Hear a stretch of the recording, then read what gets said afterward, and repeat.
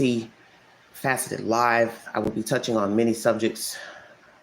Buffalo, New York, the DA has brought forth charges against the shooter at the grocery store in Buffalo, New York. I will also touch on a fugitive who was on the run for 3 weeks in the state of Texas. I will also be discussing Uvalde's chief of police, who is now missing in action.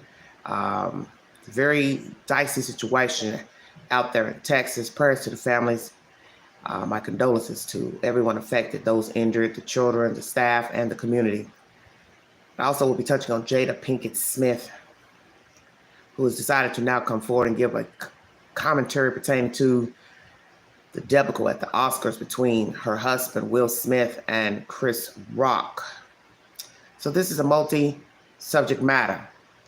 Uvalde, Buffalo, New York, Jada Pinkett Smith, shooting in also Tulsa, Oklahoma, and the fugitive that was on the run in Texas. Thank you for joining me. This is Everyday Shenanigans. News Nation is the source. The manhunt for an escaped inmate is over. We're learning this dangerous criminal possibly murdered a family of 5 while on the run. The Texas Department of Criminal Justice tweeting this photo of Gonzalo Lopez and the word deceased. They say police killed Lopez in a shootout 30 miles south of San Antonio, Texas, and just hours earlier, they said he is suspected of killing 1 adult and 4 children. News Nation's Ileana Diaz live with the dramatic end to the search. Ileana? Adrian, Lopez killed a family of 5 from Houston who had just arrived to what police believe is their weekend home. Lopez then stole their car and was chased down by police. He was eventually shot and killed in a shootout with officers. Overnight, the massive manhunt for convicted murderer 46-year-old Gonzalo Lopez coming to an end. I have relief that Lopez will not be able to hurt anyone else. Police killed Lopez during a shootout late Thursday night after the car he stole was stopped by a spike strip. Just hours before, police found a Houston family dead in their weekend home after a relative called police concerned about their whereabouts. Police say Lopez killed an adult and 4 children at their home before stealing their truck. Lopez is obviously a killer. He has a disregard for human life. The victim's home was about a mile from where Lopez was last seen 3 weeks ago when he escaped a prison bus and went missing. A neighbor in the area spoke to Ashley Banfield on News Nation last night and said this never should have happened. It was very easy for him to find a place, that there wasn't someone living in, for him to hide out and do that, which obviously is what he did. But I'm angry. I am angry at TDCJ for leaving us vulnerable and their negligence for allowing this man to escape. Lopez led police on the largest manhunt they've had in the history of Texas. Lopez disappeared near Centerville, Texas on May 12th after stabbing the driver of his prison bus, then managing to get out of his handcuffs and the metal cage he was in. He was killed about 35 miles south of San Antonio. Lopez was a convicted murderer with a life sentence for capital murder and aggravated assault, and another life sentence for attempted capital murder. He also had a connection to the Mexican mafia. Lopez was also on the top 10 list of the most wanted fugitives in Texas. Adrian? All right, thank you, Ileana, for more on. Thank you for watching. Go to newsnationnow.com to find News Nation on your television. News Nation, it's the source. Thank you all for joining me. To recap what was said in this commentary, he had been hiding out still in the state of Texas. They said the house was not too far from where he escaped. So what we have to ask ourselves is the ultimate question: how was he able to escape that van or bus? Where was he hiding all this time for 3 weeks? I think it's interesting he never left the state of Texas. So where has he been for the past 3 weeks? With all this time, he's a crafty machine. You would think he would be somewhere in a big city where he could blend in easily. So where has he been hiding out? Where has he been staying? Because this is going to be very pivotal. Besides the number one question, how the hell he was able to get off that bus, van, or whatever, transport vehicle. Where has he been for 3 weeks? So was he staying in these people's rental home or vacation home, second home or whatever, and they popped up? What are we saying? 1 adult, 4 children, 5 people now gone from the state of Texas. That's not including the children who died in Uvalde. Texas has been a very busy state as of late, with a lot of catastrophes, fatalities in the state with murder, shootings. So where was he hiding? May 12th. What an interesting day. Just hit me that that's the same day. Oh my goodness. That my father passed away 6 years ago, May 12th. So I was sitting here thinking May 12th. I hadn't even computed the 2 that day because I really wasn't following this story religiously. I would see information in the queue, but I didn't just like follow it as I had followed my other content. But nonetheless, there was a shootout, and now the fugitive is no longer alive. And as you heard someone in this commentary, a woman speak, that she's angry, and she has every right to be angry. She has every right to be angry. And imagine calling, trying to reach your family, friends, and to find out later that they are no longer alive because some sick machine has snuffed them out. And I just find it very interesting that he was still in the state of Texas all this time. He was right there in Texas. I'd heard speculation that he could have went to Mexico. He has ties to the Mexican mafia, which was said in this program, but no Mexican mafia. No nothing. Just hiding out. So now you ask yourself, where did he go to hide out? Was he in the same clothes? Did he ever get a change of clothes? Did he steal any cars? Was he trading out cars? Are there other people with stolen vehicles? Because he had to be able to get around. So now, if you say this house was near the escape route, then one would have to wonder if perhaps this second home was unoccupied at the time, and he broke in and stayed there, and then the family showed up. Is that what we're talking about here with this fugitive who is no longer alive? Did he stay in a house that was unoccupied and the family showed up and he killed everyone? So now you have to ask another question. How did he kill them? You're talking about 5 people. I don't know the ages of the children, if they're school age or toddlers, teenagers. But it would be kind of hard to fight 5 people if they were of a decent weight, that they could have fought this machine off. It's a very sad situation. Prayers to the family. This is devastating news. And this is not news that we had expected. Assumingly a shootout, perhaps, but not killing of a family. And he obviously had access to a gun. So there's another question. Where did he get a gun to shoot back at the police during this car chase? Too many questions. Hopefully there'll be answers, but in the end it won't matter, because guess what? He's dead and the family members are dead, and they can't tell us anything of how they ended up crossing paths with this machine. I got a funky feeling he broke into that house and stayed there until they showed up. And naturally, he's a fool to even stay there because you don't know when they were going to show up. The sick part is that he killed these people. This is very terrible news coming out of Texas. My next storyline is pertaining to Jada Pinkett Smith. She's decided to give a brief commentary on her show, her program on Facebook. I decided to go ahead and bring you all this this ridiculous information.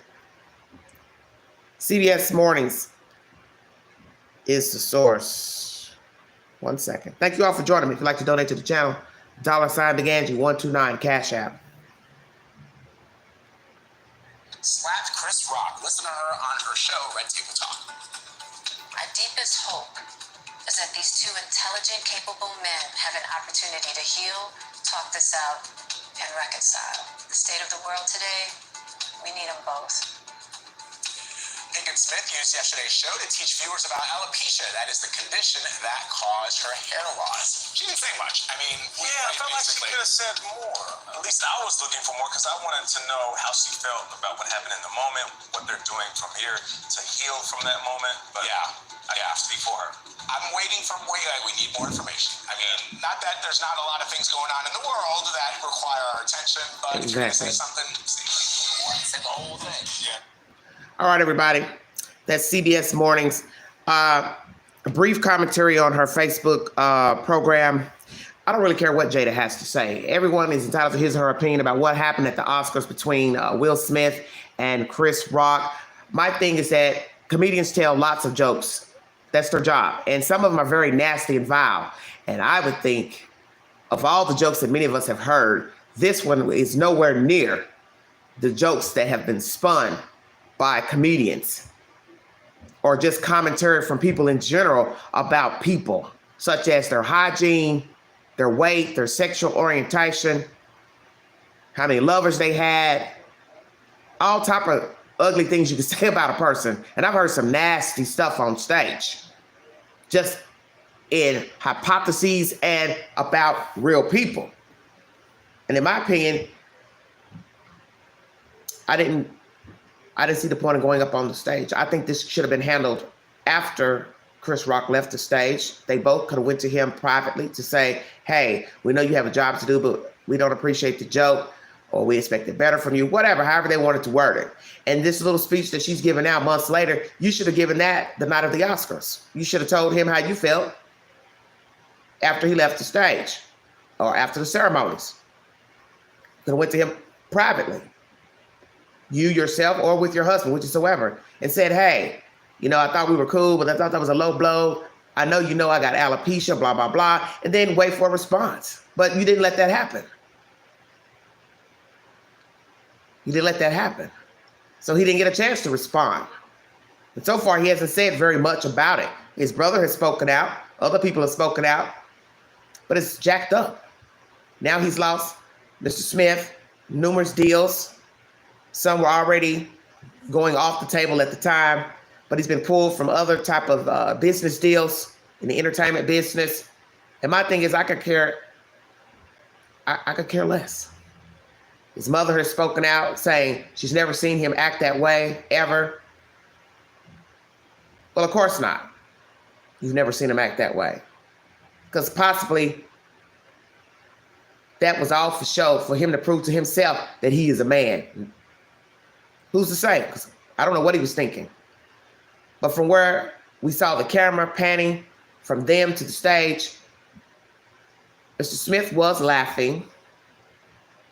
And I believe he looked at his wife and she wasn't laughing. So he felt some type of way. I can't sit here while she's now giving the ugly face. I best go do something. But you could have yelled back, hey, she don't like the joke. And then I'm sure Chris would have said, all right, sorry about that. Didn't mean any harm. And then once again, they could have settled it in a private corner of this arena, but that didn't happen. And I'm trying to figure out, how does she think these two are going to reconcile after your husband hit a man on a public platform? Exactly how is this going to go?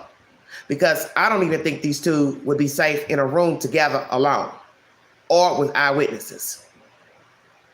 Because we don't know how Chris Rock would react in a close situation with Mr. Smith. How's that going to work? Jada, you didn't think about that. What you want them to do? Send messages through IG. Hey, man, I'm sorry about hitting you, but my wife was offended, blah, blah, blah. But hey, can we kiss and make up? Hell no. Because you violated him. Bad joke or not, however you want to perceive the joke. You still violated a man in public. And my thing is, if you're not the fighting kind, you're not the violent kind. You know, you're no Mike Tyson, Will Smith, no Ali, no Mayweather. So why on this day? And as I said, you're entitled to your opinion. If you think it was right or wrong, I'm not here to dispute it. I don't really care, because it was foul when it happened. Because as I've as I have said months ago in my commentary, and I'm saying it again in this live, there have been worse jokes than a G.I. Jane joke. And who's to say if he knew that she had alopecia? And some will say that he had to have known. Well, he hasn't said that he knew, and he'll never say that he knew, because then he'd be admitting he deliberately told the joke knowing she had a disease. And who's going to do that? Nobody. Only somebody really crass and cruel would say, hell yeah, I knew she had alopecia, and I told the joke because I felt like it. You'll never hear that from Chris Rock. I doubt it. Because then that would be adding fuel to the fire. And it would just exacerbate what has already been a jacked up situation.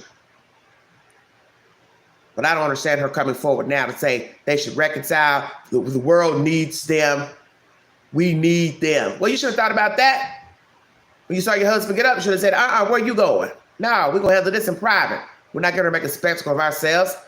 And the reason why I say this is because of common sense. These two have already had turmoil and trauma with Mr. Alcina a year or so ago. So why would you want to, as I said, exacerbate an already jacked up persona that you two have in the public with affairs, open relationships, blah, blah, blah? I wouldn't give the public nothing extra to talk about, nothing extra to gossip about.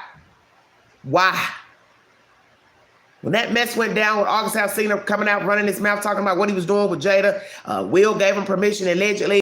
Why in the world would you later want to hit a man on a public platform and think you're not going to dredge up all that old mess of y'all relationship? What happened with this man didn't happen. Who liked who didn't like who gave permission, crazy nonsense. Then they started digging up old videos of where they were going live, or she was going live and filming him without his permission. You see, one thing begets another, and that's what people don't seem to understand about doing and saying things. You can open up a can of worms just by giving your commentary, hitting somebody on a live TV show. Now you're missing work. And it's not that he's going to be hurt, because naturally he has a lot of money, Mr. Smith, from all the movies he has made over the years, but it's still principle. That's still your bread and your butter. Like you told her in that live video that went viral again months ago. You need my permission to put me on Front Street. So you can see there, they had issues. But naturally, she was talking about something about a therapist. And maybe he didn't want people to know their private business, that they're seeing a therapist or saw a therapist. So I could get that to some degree. Hey, ask me first about my opinion before discussing something that personal on a live platform. But see, that just goes to show you that possibly these two don't respect one another. How about that? So my thing is, their situation was deeper anyway before Will slapped Chris Rock at the Oscars. They already had trouble. They've already been scrutinized for the parental rearing of their children, letting the children do whatever they want, lax parenting skills, open relationships allegedly. You might as well just go ahead and say, hell yeah, ain't no alleged to it. The man came out and said, yeah, I've been with her. He co-signed the relationship. You got pictures of them together. He got his hand lightly around her waist, Mr. Alsina, at a public function, like they're a couple. Now, what the hell did he have to say then? See, that's how I feel about it. You weren't boxing nobody and hitting nobody when that man was all up in your woman's underwear in public pictures together. Where was the throwing of fists and hands then? That's the MF you should have been trying to knock out. But then violence isn't the way, is it? No, it's not. You should have been highly concerned about your relationship with your wife and your public image. Because everybody has an image, whether they care what it looks like or not. But the fact that you are famous, you should care. And you should care what people are saying about you. And I wouldn't let nobody co-sign on none of my personal business from the bedroom to the street. So that let me know you two didn't care about each other and you didn't value each other, that you let your business get to the street. And at some point you had to have known and heard rumors about your wife and that boy This is nonsense to me. And there's no way I would even want to be in a relationship that's open like that. And I'm a famous person. That's crazy to me. And be married. Now, if you want to be a single person and date different people, that's your prerogative. That's to be expected, especially from a man. A man dates different women. But a woman, she can't do it because she'd be considered a whore. See, double standard. But nonetheless, that's the commentary from Miss Smith. It's neither here nor there with me. Before I get into my Brooklyn commentary and Uvalde, because they will be the most winded, I'm going to bring you information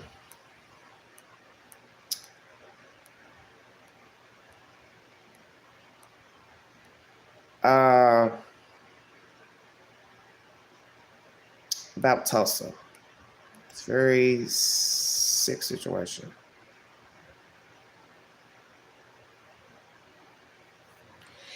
ABC News is the source. Prayers for Tulsa, Oklahoma.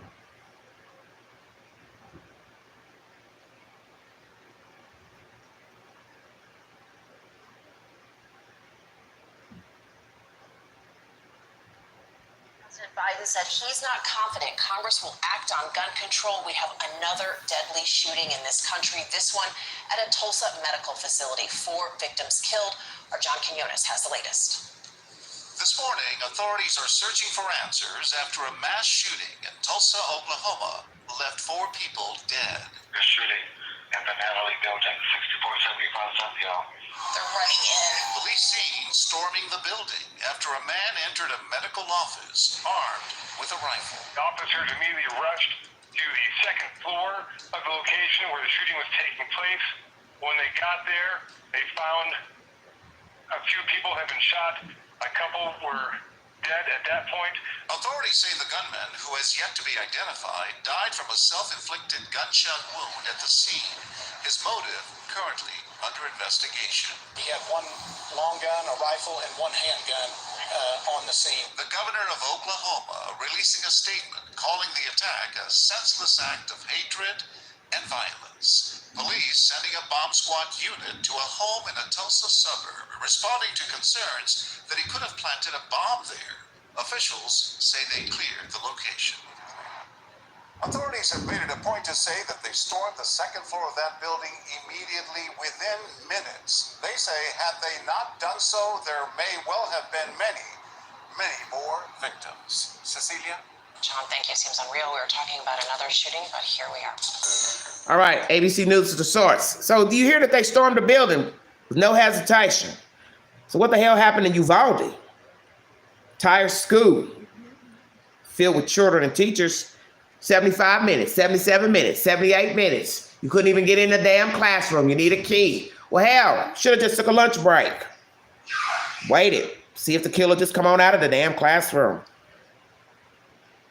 They didn't hesitate. You heard it here in this commentary. They stormed the building. Now, anybody can use common sense. It's been said.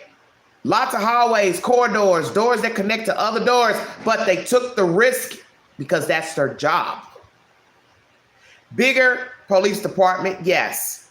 But the point is they took the risk because that is their job.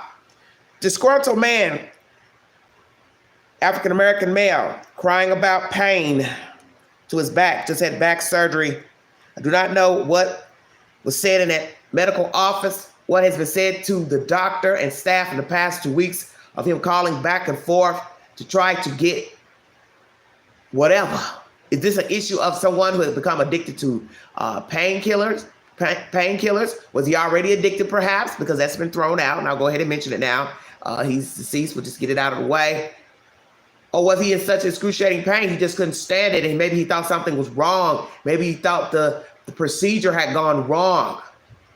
So what was going on with his body? You have to admit, your back is a very big portion of your body. So it's not going to just heal up in 2 weeks. If you already had pain before going to the doctor, then to the surgeon, you couldn't have thought it was going to feel good after being cut on. That is your back. Did he have mental problems beforehand? Bipolar, schizophrenia. Anger management issues. What was he discussing with the doctor and the staff before raging into that medical building and killing those people and the doctor? Very sad situation. Going to bring you commentary from a friend. News Nation is the source.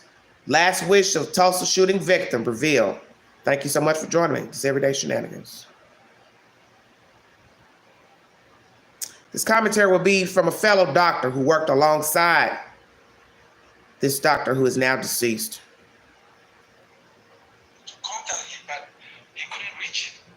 Dr. Preston Phillips, one of the 4 people murdered in St. Francis Hospital in Tulsa just yesterday. Dr. Foley, thank you so much. And I am so sorry for the loss of your friend, and I'm sorry we're meeting under these circumstances. You were in the hospital, in the complex, when the shooting happened. How did you A, find out there was a shooter, and then how did you find out that he killed your friend? So, thank you very much for having me. I was in the hospital yesterday, and I went to see a patient in the ER. Came down to my office. As soon as I get into the office, my daughter called me and said, "Daddy, there is an active shooting at St. Francis. Where are you?" And I said, "I am in the office." So she hung up, and 1 minute later, another friend of me called me and said, "Are you with Dr. Phillips?" I said, "No." "Are you close to the Natalie building?" I said, "No, not too far, but what's going on?" They said that something's happening in his office. So he asked me to call. He said he has been trying to contact him, but he couldn't reach him. So I have been trying to call Dr. Phillips, and the phone was ringing. Nobody was picking up the phone. And I tried to rush to the ER, but everything was locked down. So, but I find my way to get to the ER with my colleague down the ER, and they were telling me that all the people who were injured or injured person that came through, Dr. Phillips was not among them. And I said, "What happened?" And they were looking at me, and they told me that Dr. Phillips didn't make it. That's why they told. That's how I found out that my friend, my brother, my father was ambushed by somebody he was trying to help who killed him. Dr. Foley, you say your friend, but our audience should be aware that you had an extremely special relationship with Dr. Phillips. He called you his son, and you called him your father because you started a foundation together in Togo to help the people of Togo. You traveled there together, and you just had lunch with him on Friday, and he said something that gave me chills. Tell our viewers what he said to you on Friday. So on Friday, we were during the lunchtime, we were at the same table eating together, and he called me son. I am older than you, as he always joked with me. And I said, "I know, Father." And he said that, if in case something happened to me or I die before you, don't stop this project. And I told him that, I'm sorry. I told him that I will not stop. Even if something happened, we will continue. But I was joking. I was saying that he and I will be using a walker to walk and go to Togo and continue helping people in Togo. But I did not know that was the last advice, the last instructions my father, my friend, was giving me, and I will not see him again, even to say goodbye. And I was not far away from his office when somebody's trying to gun him down, and I just found out later that he's passed away. Dr. Foley, I am so sorry for this. I'm just so incredibly sorry for this loss, for your loss. And, you know, I guess the audience wouldn't have known this before you told them, for the loss that the world has just endured with the loss of Dr. Phillips because of the foundation, because of the charitable work that he's been doing. Let me do this for you. I want to just name what the foundation is. It's on the screen right now. It's called Light in the World, DF.org. And as I understand it, Dr. Foley, you would like to find his replacement so that you can carry out what you promised him on Friday, having no idea what was going to happen yesterday, and that was to continue the work of the foundation. I wish you all of the success, and my prayers are with you. And again, I am just so sorry for your loss. Okay, thank you. Thank you very much for having me. I appreciate it. God bless you too. Dr. Comey Foley, again, started that foundation with Dr. Preston Phillips, who lost his life yesterday, and that foundation is Light in the World, DF.org. If you want to take a look, if you want to help, Dr. Foley is now looking to continue that good work, and we could all use all the help we can get in this one. When we come back after the break, thank you for watching. News Nation is the source.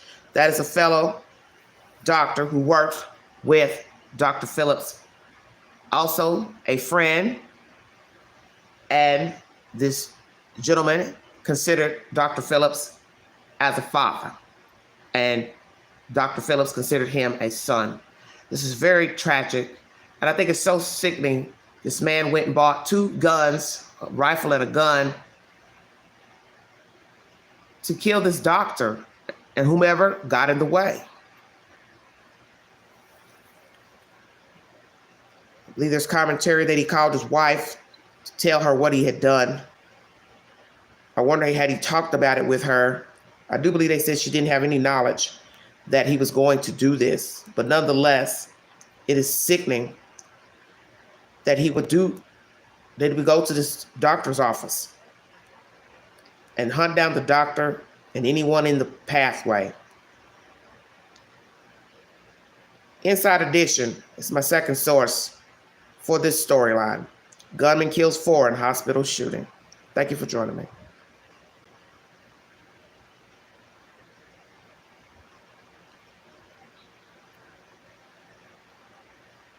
4 people were killed before the gunman took his own life as cops moved in. Authorities say among the dead was a surgeon, and the shooter was his disgruntled patient. As Stephen Fabian reports, it's just the latest shooting in which a doctor was targeted. Not again. He began firing at anyone that was in his way. This is the shooter, identified as Michael Lewis. Cops say he targeted a doctor, Preston Phillips, who was treating him for persistent back pain. Also slain a second doctor, Stephanie Husin, receptionist Amanda Glenn, and a patient, William Love. The shooter killed himself on the 2nd floor at the medical center. Cops say he bought an AR-15 just hours before he opened fire. Get the AR-15s off the planet, really, in my view. Right. And it just... The shooting in Tulsa is also the latest deadly attack on doctors who can be vulnerable to acts of rage by troubled patients. Forensic psychiatrist Dr. Keith Aplow. I think doctors get involved in the most fragile parts of people's lives. So whether it's psychologically or whether it's physically, they're there at moments of incredible drama. Michael Lewis is 45. The shooter at the elementary school in Uvalde, Texas is 18. The accused supermarket killer in Buffalo, New York is also 18. But despite the age differences between the 3 shooters, all the recent mass shootings have basic similarities, Aplow says. My guess is that even in these 3 seemingly disparate shooters, I bet you, again, haven't evaluated them, bet you though, that they are socially isolated people, that they had oddities of behavior before this, that they've had conflict with 1 or more people. Meanwhile, in Uvalde, Texas, for relatives of the slain children, anger continues with claims that cops didn't take down the gunman soon enough. This video shows the great-grandfather of a slain child lashing out at cops at a memorial to the victims. The teachers told you, call 911 and the police will be there to save you. Were you there? No. So far this year, more than 18,000 people have died of gun violence in this country.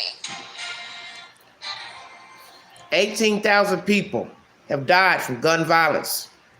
And we're just in the 1st of June. How can you explain that? The source was by Inside Edition. What happened with this man? Why did he kill that doctor? What was the transaction between he and the doctor? Was he calling every day about the pain? Were they ignoring him, telling him, hey, you got to wait it out? Were they cordial to him? As you hear, the doctor was a nice guy. There's commentary that he extended himself during his visits with his patients, which would cause a delay in him getting to the next patient. So was this person, this African-American male, addicted to the drugs? Because somebody has asked that already. Was it an issue with him wanting painkillers? Maybe the doctor told him, I can't write you anything. I don't know. I'm not here to make any accusations against the decedent, but people are going to ask, and someone's already mentioned it, so I'm just throwing it out there. Was he addicted to painkillers? Was he addicted before he even got this back surgery? Was he getting adequate care by the physician and the staff? Did somebody say or do something to him during his visits with the doctor that made him become irate? Was the pain so excruciating that he felt the need to go gun down this doctor? Or did he have mental issues and the pain exacerbated a fragile mental state? Nonetheless, there's no excuse to murder a doctor or anyone for that matter. Because if he felt like he was not getting adequate care, he should have told the doctor directly and then filed a report with the medical facility if he felt indeed he had been shorted adequate health care. You don't have to kill people because you're not getting your way or you're not being treated well. There's always steps to get to a resolution. Prayers to Dr. Phillips. I do not know if he has family, married, children. Prayers, because this is a very baffling situation. We're going to go now to Buffalo, New York. The DA has spoken, and it's long-winded. I'm going to just play bits and pieces of the information, and you're entitled to think what you want. I'm going to start out by saying, because I've already posted this to my community board. He's going to try to explain, he's going to explain to you his reasonings for the murder charge. Why there were more than one. I felt some type of way listening to this commentary only because there were more than one person killed and injured. So my right mind is saying, the cynical side, said, well, why are you acting like you got to explain why you added more charges? We're expecting you to add more charges because he killed more than one person. It would be cruel to only charge the shooter with first-degree murder and a hate crime when 9 other people were killed and others were also injured, whether they were white, black, Asian, or whatever, and also tacking on hate crimes to those. So thank you so kindly, Mr. District Attorney, for charging him with the 10 counts of first-degree murder and hate crimes alongside the murder charges in the first degree, and also attempted murder for those who were injured alongside hate crimes with the attempted murder. But when you listen to this, you're entitled to your opinion. It almost sounds like he was doing the dead people a favor. This is how it came off to me. He's trying to explain the law, how the law works in the state of New York, that he could have only done one murder charge, but this is why I brought forth other charges. Well, sir, you were going to catch hell if you didn't bring forward the other murder charges. Let's just keep it real. Those folks in Buffalo would have been hot butter had you only charged the shooter with first-degree murder and a hate crime, and he killed 10 damn people. CBS News is the source. Thank you for joining me.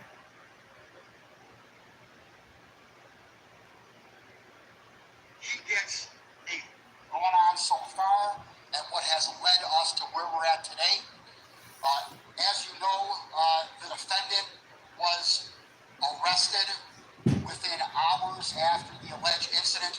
back on May 14th.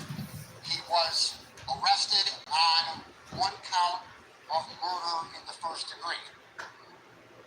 The reason why murder in the first degree was chosen as the arresting charge was because the probable cause that we had at that time, right then and there, linked to the murder in the first degree right away.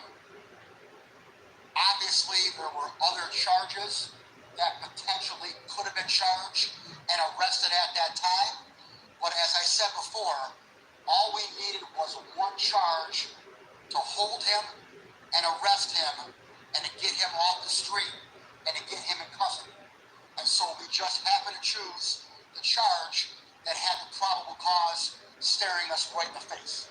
And that was a murder in the first degree charge. So that was a charge that was initially filed and arrested. As you know, there was a felony hearing date that was scheduled for the following Thursday. That felony hearing date did not go because we took action in the grand jury before that felony hearing date. And once you take any action in a grand jury, that immediately divests the case from city court, which it was arraigned in. And now city court no longer has jurisdiction over the matter at all because we took action in that grand jury. Now, the action that we took in the grand jury was just, again, one charge. It was not complete at that time. It did not have to be complete at that time. We completed the investigation at later dates. And once the grand jury came to conclusion and the investigation was done, the full indictment was reported out yesterday, and the defendant was arraigned this afternoon. He was arraigned on 25 counts of a violation of New York State penal law. The highest charge is domestic act of terrorism motivated by hate in the first degree. This is a relatively new charge in New York State. It's only been on the books since November 1st of 2020. It is the first time in the history of New York State that this domestic terrorism charge motivated by hate in the first degree has been filed. That charge only has one sentence if, in fact, the defendant is found guilty of that charge, and that is life without parole. There is no minimum, there is no maximum. That is the only punishment on that charge. In addition to that charge, he has been charged with 10 counts of murder in the first degree. Now, I could have only charged one count of murder in the first degree if I wanted. That could have satisfied all 10 victims and just had one count. But I chose not to do that. I chose to charge 10 individual counts of murder in the first degree. Again, the legal theory behind murder in the first degree is that 2 or more people died. Obviously, we had 2 or more, allegedly, in this case right here. And so, like I said, I could have just charged one count and satisfied all 10 in the murder first degree charge, but I chose not to. I chose to charge 10 separate accounts to list by name the 10 victims, because they deserve to be listed by name.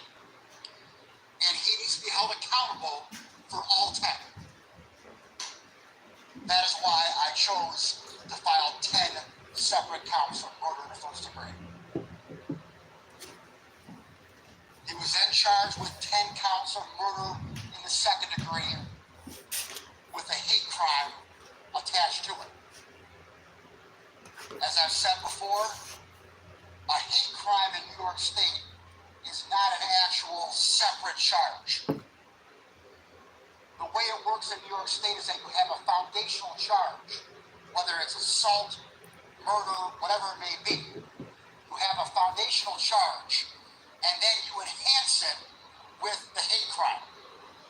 So that is what has been done. I charged also 10 counts of murder in the second degree with the hate crime on all 10 counts for all 10 individuals. And by adding on the hate crime charge, that also elevates it to the same level as murder in the first degree. So at the end of the day, the murder in the first degree and the murder in the second degree are all the same level. You may ask, what was the need of doing that? Why couldn't you just charge the 10 counts of murder in the first degree and leave it alone?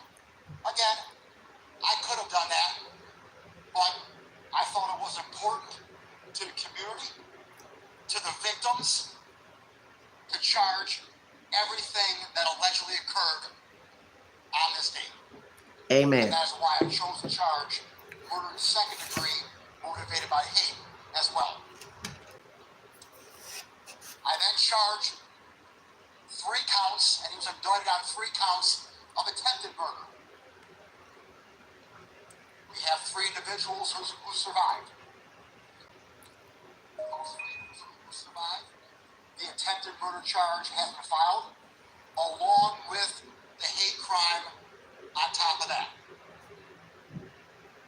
I will note that 2 of the 3 victims who survived were white. They were not African American. I can still charge a hate crime on the attempted murder for 2 white people as well, because of his alleged intent. And so I did.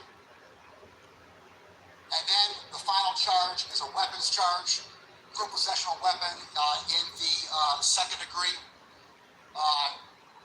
The weapons charge is due to the modification of the weapon.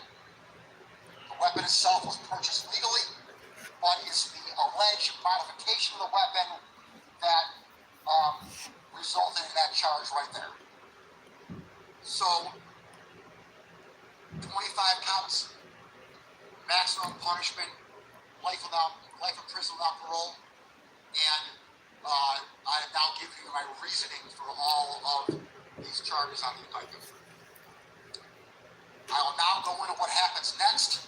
I'll talk about what happens next on 2 fronts. I'll talk about what happens next on a procedural front, and also what happens next on a communication front. First, procedurally, the next court appearance is July 7th at 2 p.m. for a further proceeding. That is, as you can know now, over a month out. That gives us time now to turn all the discovery over to the defense team. I will note that I've already given the defense team a copy of the indictment. They asked for it yesterday, and I most graciously obliged that and gave them a copy of the indictment. And then now we have a month to turn over all the discovery and to give them all the evidence. From a communication front, this is the last time you will hear from me or from anyone in my office. And that is not unusual. After a arraignment on the indictment, I never speak until the matter is concluded.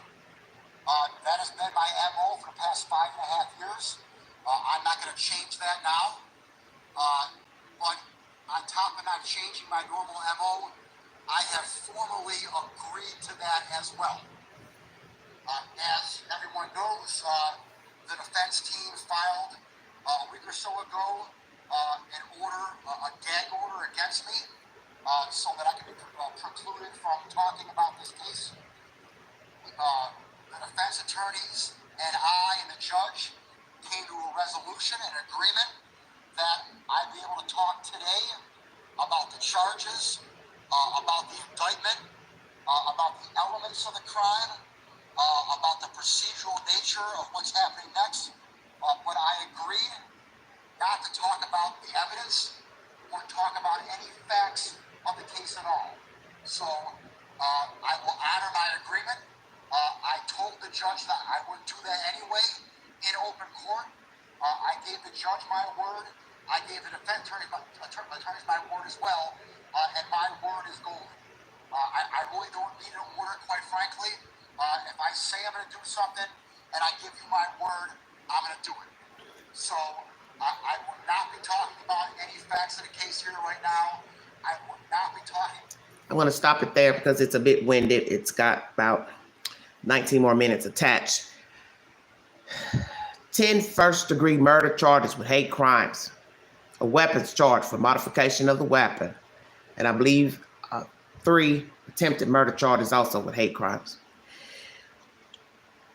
As you heard him say, the district attorney, I could have just gave a first-degree murder charge for the killing of 2 or more individuals. As I said, that wouldn't have sat right with the decedent's relatives and the community.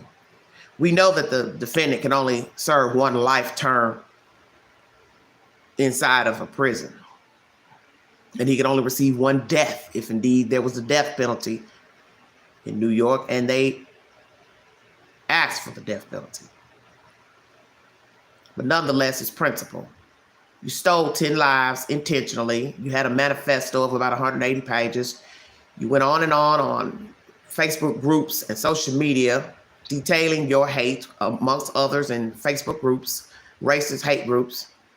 And you were streaming live as you were killing people at the grocery store. So there is your intent for first-degree murder on all 10 that are dead, and attempted murder on those who survived. And that's just my commentary. He deserves every damn charge. And as you heard, I believe he said 45 counts. It's a lot. It won't matter how you knock it down, of course. Because as I said, he can only get 1 life. But this ain't going to be no walking free. He got mental problems. Put him in a mental institution. When you can write down your feelings on 180 pages worth of garbage, there's nothing wrong with you. You can think very well. Because when you think about 180 pages worth of writing, that's a lot of paper. That's a lot of hate and a lot of venom spewing. And the fact that you traveled 3 hours out of your way from your jurisdiction to another jurisdiction to kill people. You sat at the store, gawking and stalking the store, going inside of the store to watch the layout of the store. That's why you went in there. Nobody's stupid. You knew exactly what you were doing. So he deserves every damn count. That's my commentary. Thank you for joining me. This is Everyday Shenanigans. Woo, Uvalde. You all have a mess out there in Texas. The chief of police is missing in action. Why is that, sir? Why are you missing? Why are you not giving any more commentary to the public and the U.S. Department of Justice? I believe you're not talking because you know you can't be held accountable for what the fuck happened in Uvalde. And everybody is up in arms about those kids being in that school calling 911, which shows that the children were alive, some of them. And even the teacher was alive until the very end when she made communications through the door and he saw her speaking and he shot her to death.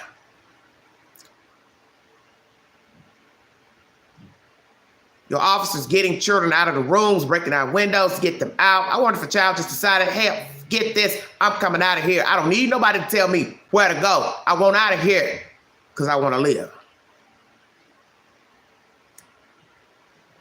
Why are you missing in action, sir? What the hell are you doing running for city council? Help me understand that. I'm confused. Usually regular civilians run for city council. They're a doctor, lawyer, engineer, a regular civilian, regular job. Hell, maybe might even work at McDonald's. Want to be on city council. What the hell do you want to be on city council for? And you're the damn chief of police. Help me understand. Of course, this action happened weeks ago, but it's odd to me. And the fact that you took in a private ceremony, because you remember they canceled the ceremony because this ceremony was to take place the day after the shooting. So you've done it sneakily in private because they put it on hold because of the shootings. But wow, you said, I got to have this post right here. Although you're the chief and you're not looking too bright right now. The families are upset. The children's parents are upset. The community's upset. They're bickering back and forth about a damn door. Open, close, propped open, ran out, ran in. I don't know what to believe. Like I said, the only person I believe right is a child who was actually in the damn classroom that survived. That is the only person I'm going to listen to at this point. And frankly, I'm tired of the story already because of the difference of reporting and information. And as I've told many of you, when it comes to the news, you cannot get angry with the news because the news is going by somebody else's version. So to argue back and forth about what Tom Dick said is a waste of time because in the end, the news gets the information from Peter, Paul, Dick, and Mary. So whatever Peter, Paul, Dick, and Mary told the news, then the news tells that version, if they choose to. Editing, of course. So you don't even know what to believe or what happened out there at that school. Nobody working the doors, nobody working security. Teacher propping the door open, thought she closed it, kicked a rock. I'm drowning. And you all know big girl don't swim. Let's chop it up. Where is the chief of police? Is this a matter of you feel guilty about what happened? This is why you don't want to answer any more damn questions. What about the officers on the scene, as one of my commenters asked earlier? Do you think they have any regrets? Do you all have any regrets, police officers? Chief of police, do you have any regrets? Incident commander, do you have any regrets? Because Queen's going to bring that set information. Who has regrets for not pushing that damn door open in that elementary school? Do you all have any regrets? Police officers, police chief, and I'm getting ready to really bust your bubble. I've got information that says you didn't even want the tactical team to go in there. So how long was you going to prolong those children lying in there dead, bleeding to death, blowed up in bits and pieces? We're going to go there. As Ms. Banfield said, ain't no need to sugarcoat it. Because you got to use your head of what you're going to look like after being shot with an AR-15 and you are a small person. That's why the parents had to give DNA so they could identify their own damn children. And when I heard that a week ago, I was floored. DNA to identify your own baby. Shut your mouth. Where is the police chief of Uvalde? Are there, any regrets on the part of the police department, the chief, the officers, parents trying to get into school, one off-duty police officer trying to run into school, but he ended up evacuating students. Many of you have probably heard him speaking on the news. And what I'd like to say to that police officer, sir, would you feel the same way about the officers doing their job correctly if your child had been injured or died? I'll wait. You think they did the best they could do? Well, you know, that's easy to say because you were running frantically trying to find your child. Yeah, you know, I'll take you to church. And it's free too, you ain't got to pay. You were looking frantically for your child, hoping that the gunman was not in her classroom, sir. And you're standing by the actions of those police officers when you weren't even there to see who got shot first, who called for backup, what's the issue with the radios, because if the children were calling saying, hey, I'm alive, we need somebody in here, they were already outside the damn door. So I'm going to ask Uvalde Police Chief, why the hell did you not send other officers into the damn room with body armor, sir? Do you not have a tactical team, sir? The U.S. Border Control came, which makes no sense that you all would send for them, But then you didn't want them to even go into the damn room. Ooh, bingo card, another piece of information y'all weren't expecting. So how long were you going to prolong this 75 minutes, 76 minutes, 77 minutes, 78 minutes? See, it keeps changing day for day. So how many damn minutes was it that you all sat out there in the damn hallway? What the hell were you doing? Painting your nails? What? You see, it's hard to be respectful when you start hearing discrepancies, which in the street, we call it lying. What the hell happened between the children calling out of the room to the damn police and the dispatch, from the dispatch to whoever was in charge of sending in officers or a tactical team? What the hell happened with the dispatch? You want me to believe that the dispatcher who took these calls never called any of you to say, hey, they won't out of there. Hey, they got dead children in there. Hey, teacher down. Hey, they're playing dead in there. Hey, somebody please push the door open. 78 minutes, 78 minutes, 76 minutes, 75 minutes to find the janitor. Where the hell was the janitor? What the fuck were you all doing? Yeah, I'm crunk because this doesn't make any sense. Because day for day, it gets worse and worse. That's why I don't want to keep talking about Uvalde, because it's pointless at this part of the road. Juncture, rather. Somebody dropped the ball and somebody ain't getting ready to own, you effed up. So we are not going to know who could have lived or not. And I'm not even about to sit here and imagine how bad the children and the teachers look after being shot. I can use my imagination. But it's principle. You're supposed to go run in as soon as you know there's a shooter. That's your job. You go in with body armor, helmet on, guns ready. You know how to push a door open when you want to raid a house for drugs. You know how to do that. You use that ram tool to ram the damn door open and push the door down. What's the difference? What's the difference between, a raid of a drug house versus going in a damn room to save lives? Help me understand. And take down a shooter. I'm confused. So when it's time for you all to do raids out there in Uvalde, how do you all do that? Do you just put a note in the mailbox? You send them a telegram? Maybe you send a dancing clown. Hey, at 2:45 p.m., we're going to be here in your driveway, grass, and we want you to peacefully come outside because we're going to put you under arrest for drug trafficking, selling narcotics. I'm just curious. Yeah, I got a smart attitude today. Because somebody had to bury their baby this week. Somebody had to bury a wife, a husband. 4 children are left without their parents because the mama was shot in the school and the daddy died from a heart attack. Is that real enough for you, police chief? Your bald-headed tail sitting up here hiding, don't want to talk, short-winded with the reporters when they're asking you questions. You got a funky-ass attitude. Because, see, you can have a funky-ass attitude because you're breathing. And perhaps your children, possibly grown, they're breathing. Did I clear that up for you correctly? Let's get it on.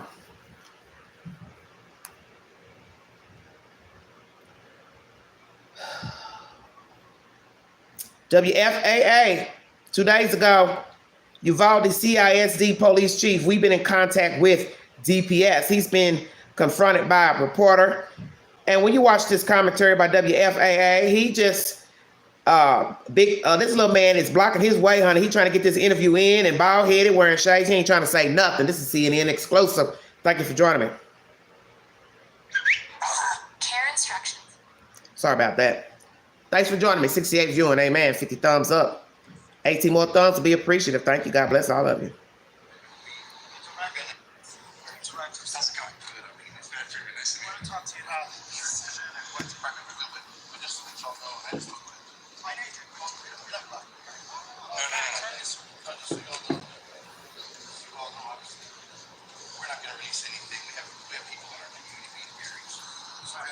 Pretty muffled.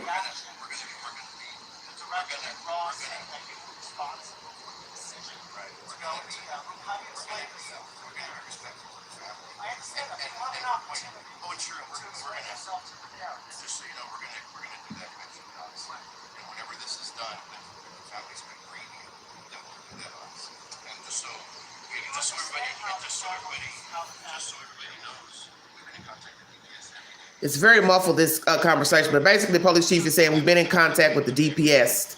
This is, I'm assuming, the Department of Justice. He's trying to block him from getting into the door. It's not a real good commentary. It's kind of muffled. Let's go to the next one. CNN confronts Uvalde incident commander. See the interaction. Let's see if we can get them crunk over here. Investigation into the school shooting. He was, of course, the incident commander who made the call to hold off breaching the classroom where all 21 victims were killed. Just a few minutes ago, CNN's Aaron Cooper said that he reached Arredondo, who said he had been in touch with the Texas Department of Public Safety. Shimon Texas Department of Safety. Shimon, I understand you got in contact with him as well. What did he say? Any news? Well, Jim, just to give everyone the play-by-play here, just happened moments ago.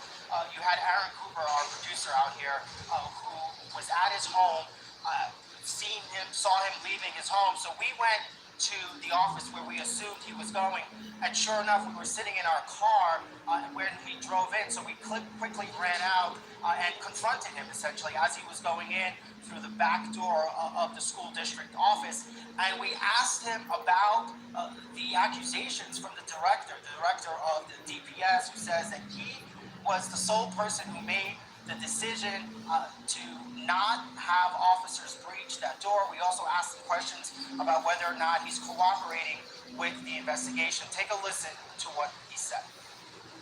There you go. I want to talk to you about your decision and what the DPS director said. That's kind of good. I mean, it's not very nice to me. I want to talk to you about your decision and what the department would do, but just to let y'all know, I just spoke to him. I know you didn't vote. You're not black, right? No.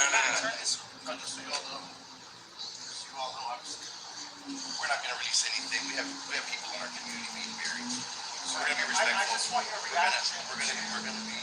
We're going to you were responsible for the decision. Right. We're going to that room. How do you explain yourself? We're going to be respectful to the family. I understand that. You have an opportunity to explain yourself to the parents. Just so you know, we're going to do that eventually, obviously.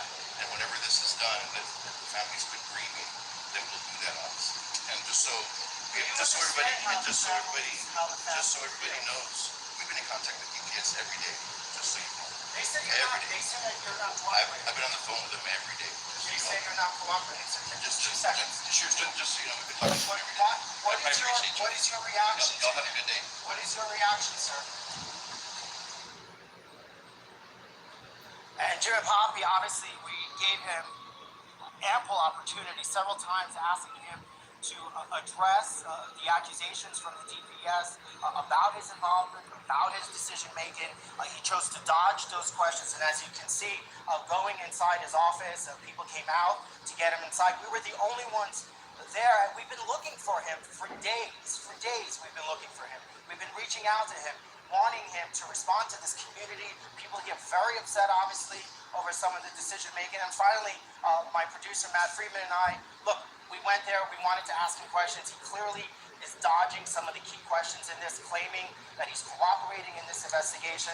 He claims he's going to address some of these questions at some point. We'll see. Look, there's still a lot of questions that he needs to answer, as well as law enforcement in general here. Absolutely. And he said when the family stop grieving, they're never going to stop grieving.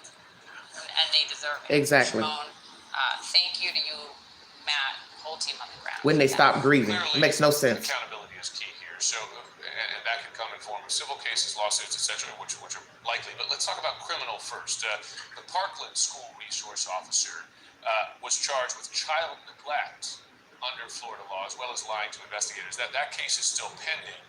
What is the legal standard that would be applied to hold, for instance, a chief to a similar legal liability, perhaps criminal liability, for not going in sooner?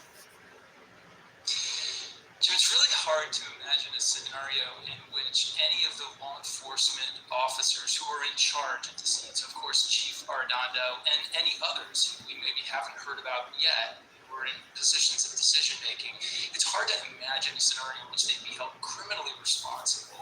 But criminal responsibility always involves some level of intent, so they would have to be proven to have been like deliberately reckless in their decision making, high bar to meet. That's hard to imagine.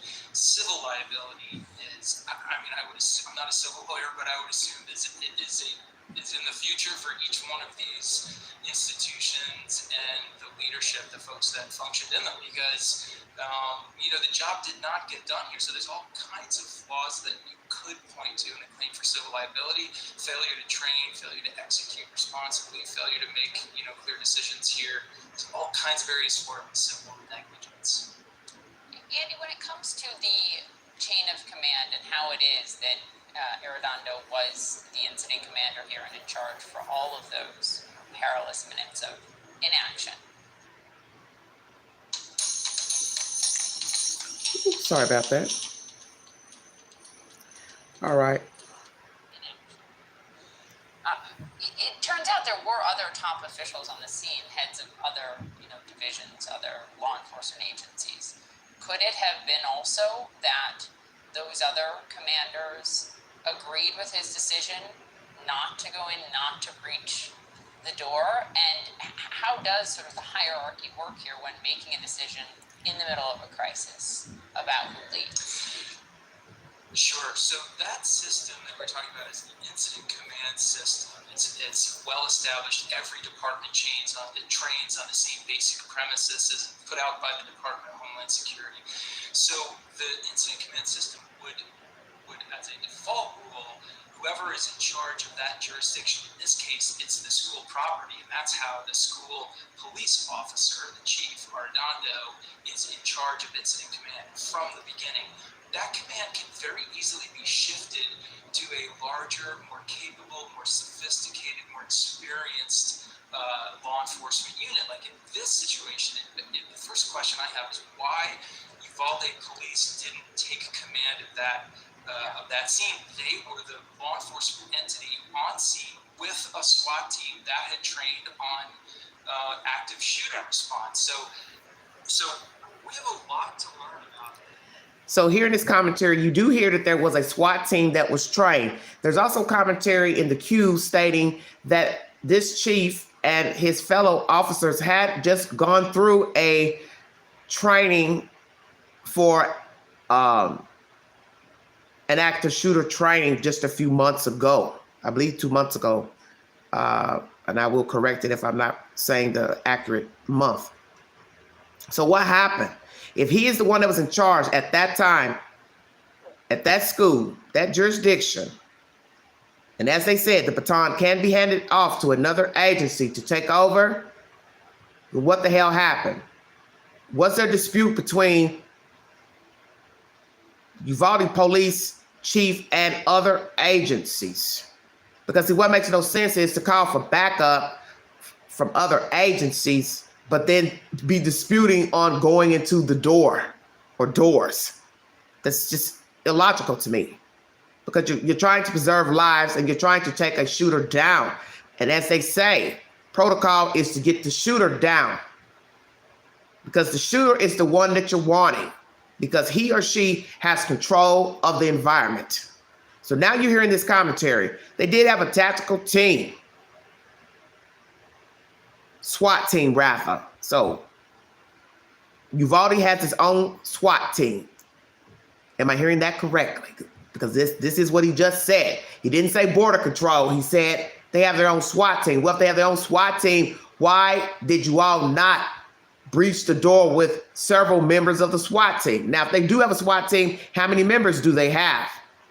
Is this an issue that they were afraid? Because after 2 of his own got shot, he just said, hell no, I ain't sending mine in there unless somebody else carried the weight. Because I believe that's what happened. And the children lied in there with the teachers afraid and scared and calling on their cell phones to the mom, whomever, 911, frantic, playing dead, looking at carnage around the room, children they went to school with every day. Just imagine being there. As I said in my last commentary, through the eyes of a child, lying on the floor, pretending to be dead, praying, he steps over me. He doesn't shoot me. He just shot my friend, my classmate, my teacher. I want out of here. God, please get me out of here. And now you have a chief that says he has spoke with the DPS, but they're saying he has not cooperated.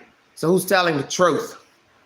And this also, in this commentary, you hear this reporter saying, well, we tried reaching out to him for days. We went looking for him. And luckily somebody saw him coming out of his house. And they called this network to tell him, hey, he's on his way out. See, you leave a blueprint wherever you go. There's nothing you can do or say without somebody seeing it, and we'll repeat it. And that's the interaction you got right here on this live commentary, CNN. He didn't really want to answer any questions. All he said was, I've been in contact with DPS for days, day for day, every day. So but why is DPS saying otherwise? Who's telling the truth? Will there be criminal charges brought forward? We know the parents are probably going to sue Uvalde Police Department.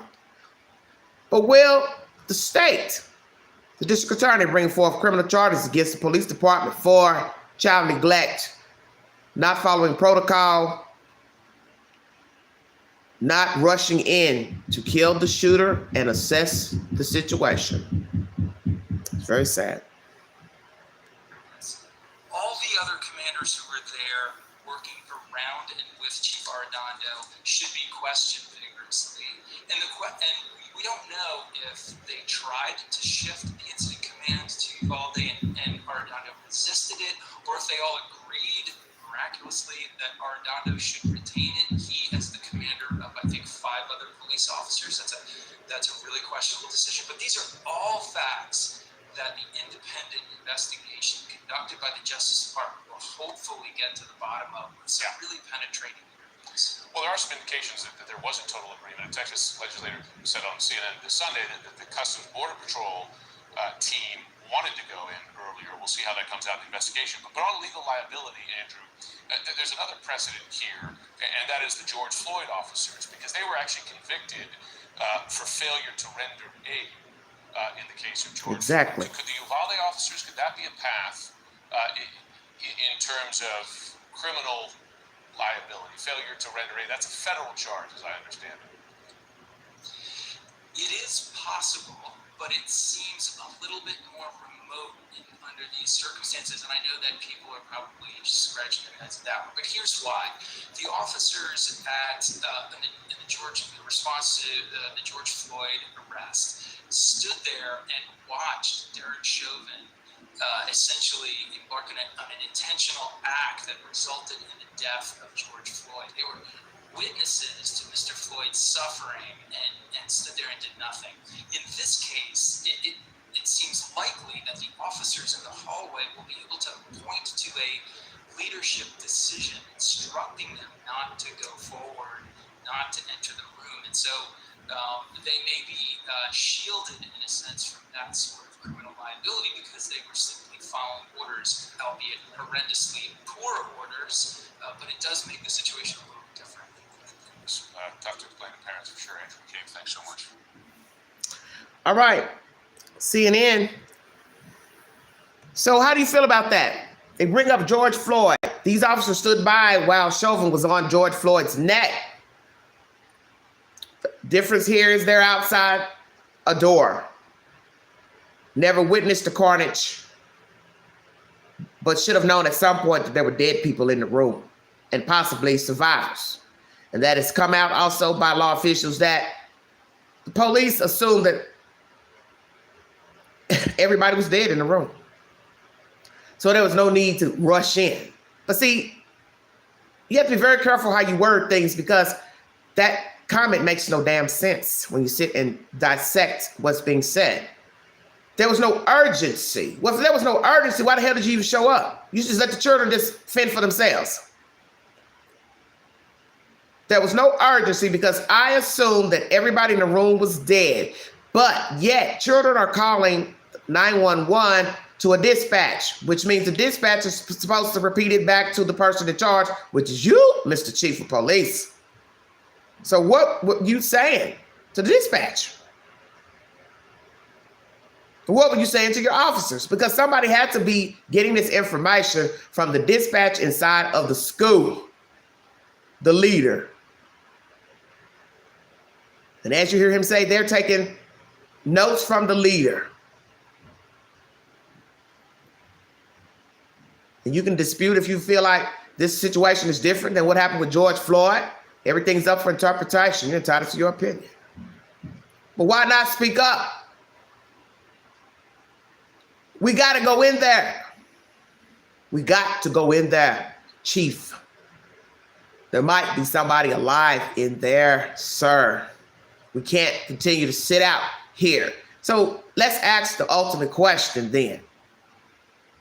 If these officers were afraid to go in there, the police did not want them to go in because 2 were already shot. What the hell were they doing outside that room for 75 to 78 minutes? Were they talking to the shooter? Ting! I'll wait. Did they engage conversation with the shooter for 78 minutes? If you did, what were you asking him? Did he make any demands?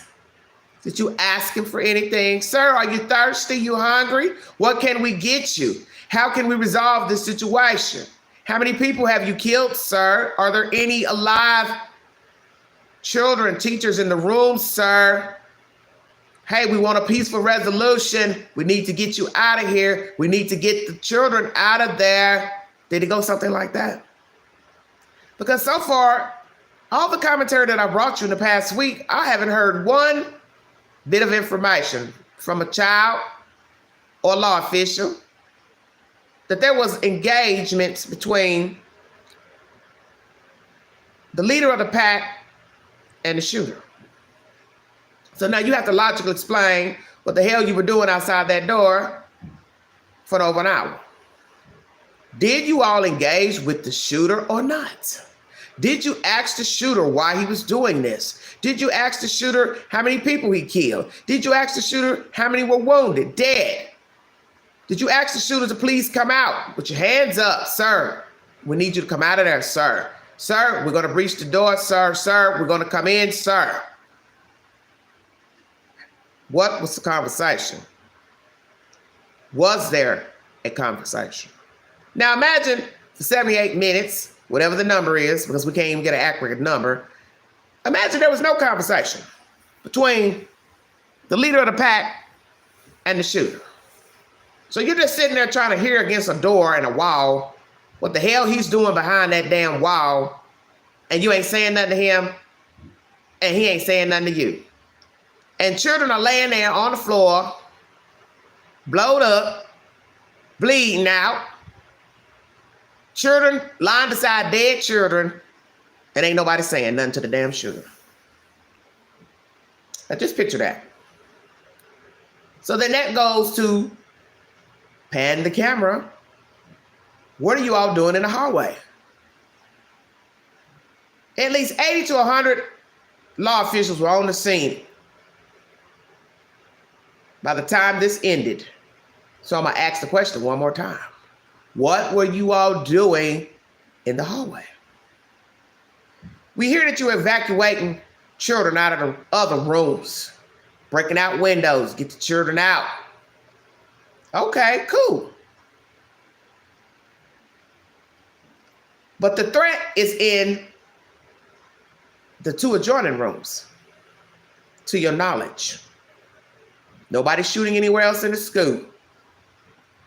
Nobody else is being held hostage. So I'm going to ask one more damn time, what the hell were you doing outside of that damn door? Were you engaging with the shooter?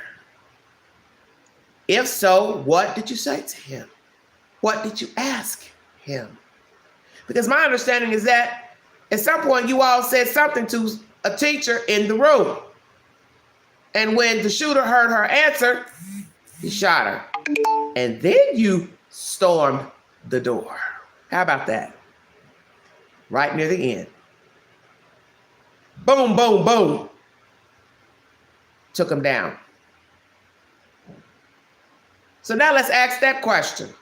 When you finally stormed the door, How many officers were shot by the shooter? And were they injured? And what in the hell took you so damn long? And who finally made the call to send in the U.S. Border Patrol to storm the damn door? Oh, I forgot, you just found the key from the janitor. Did you go look for the key to the door when you realized you couldn't open it? So that means the shooter ran in the door and locked it behind as soon as he got in the damn room.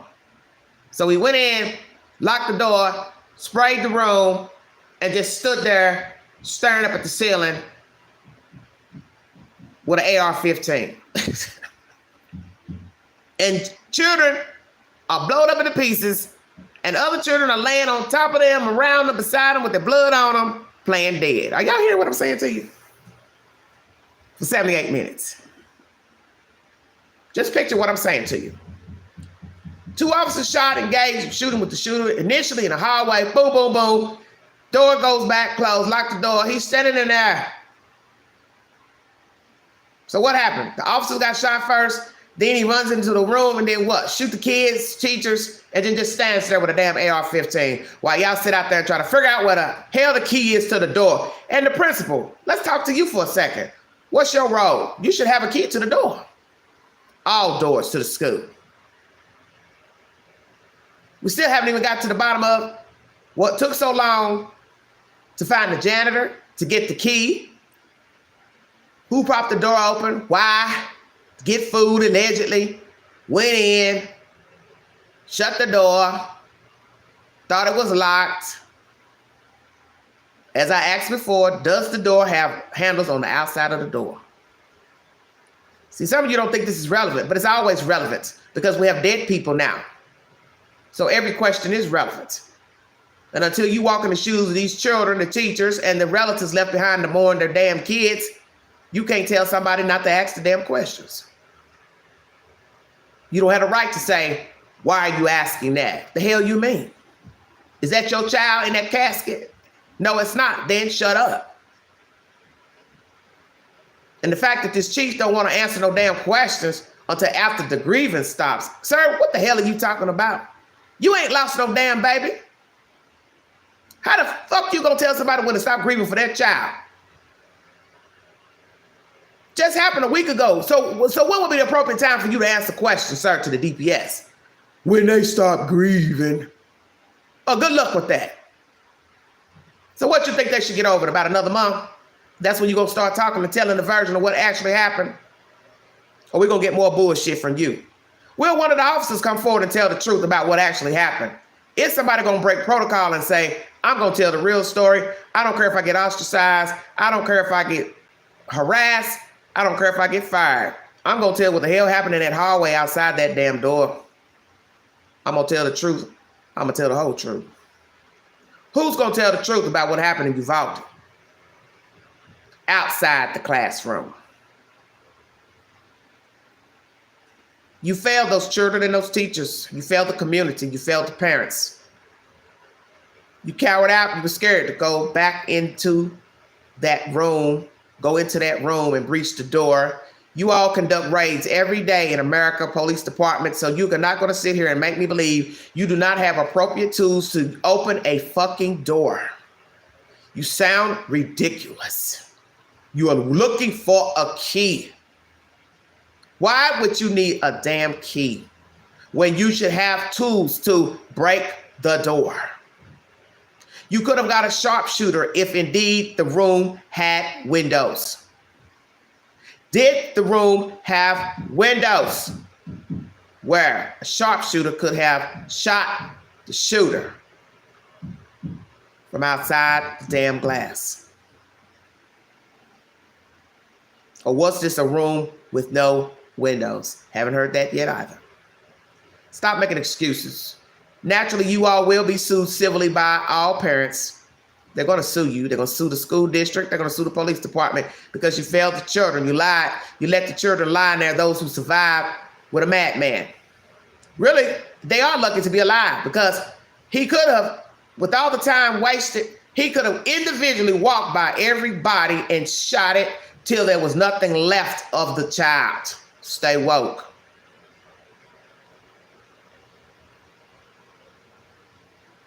You want me to believe a child wasn't whimpering in there? Children are not like adults. They don't have the fortitude to think first. So you want me to believe with all that carnage in the room, nobody was whimpering to where the shooter could hear them. He still let them live. Stay woke. He didn't shoot everybody in that room. So imagine, as I said, lying in there amongst your dead friends, playing dead yourself. And these folks are standing outside the damn door playing checkers. You want to tell us, the public, what the hell we can ask. You've had different versions since day one. Hell no. This is unacceptable. Because it wasn't you in there scared to death as a second grader, third grader, fourth grader. Wasn't you? And you didn't have to bury your child this week. You didn't have to bury a wife or a husband this week. So you don't have the right to tell the public how to feel and what questions they can ask about what happened. We have every damn right to ask.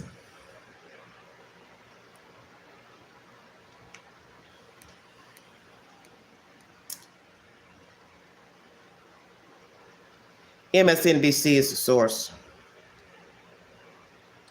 Texas police chief under growing scrutiny in Uvalde shooting investigation.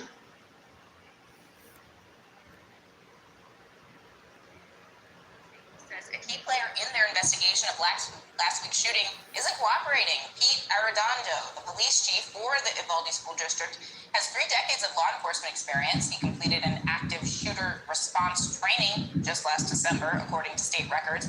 The authorities say Arredondo was the incident commander who ordered officers to remain outside for more than an hour during the shooting. The gunman was only shot after federal agents disobeyed the chief's orders and entered the school anyway. The Department of Public Safety says after giving an initial interview, Arredondo hasn't responded to requests for a follow-up in at least 2 days, but he disputed that account to CNN. We've been in contact with DPS every day, just so you know.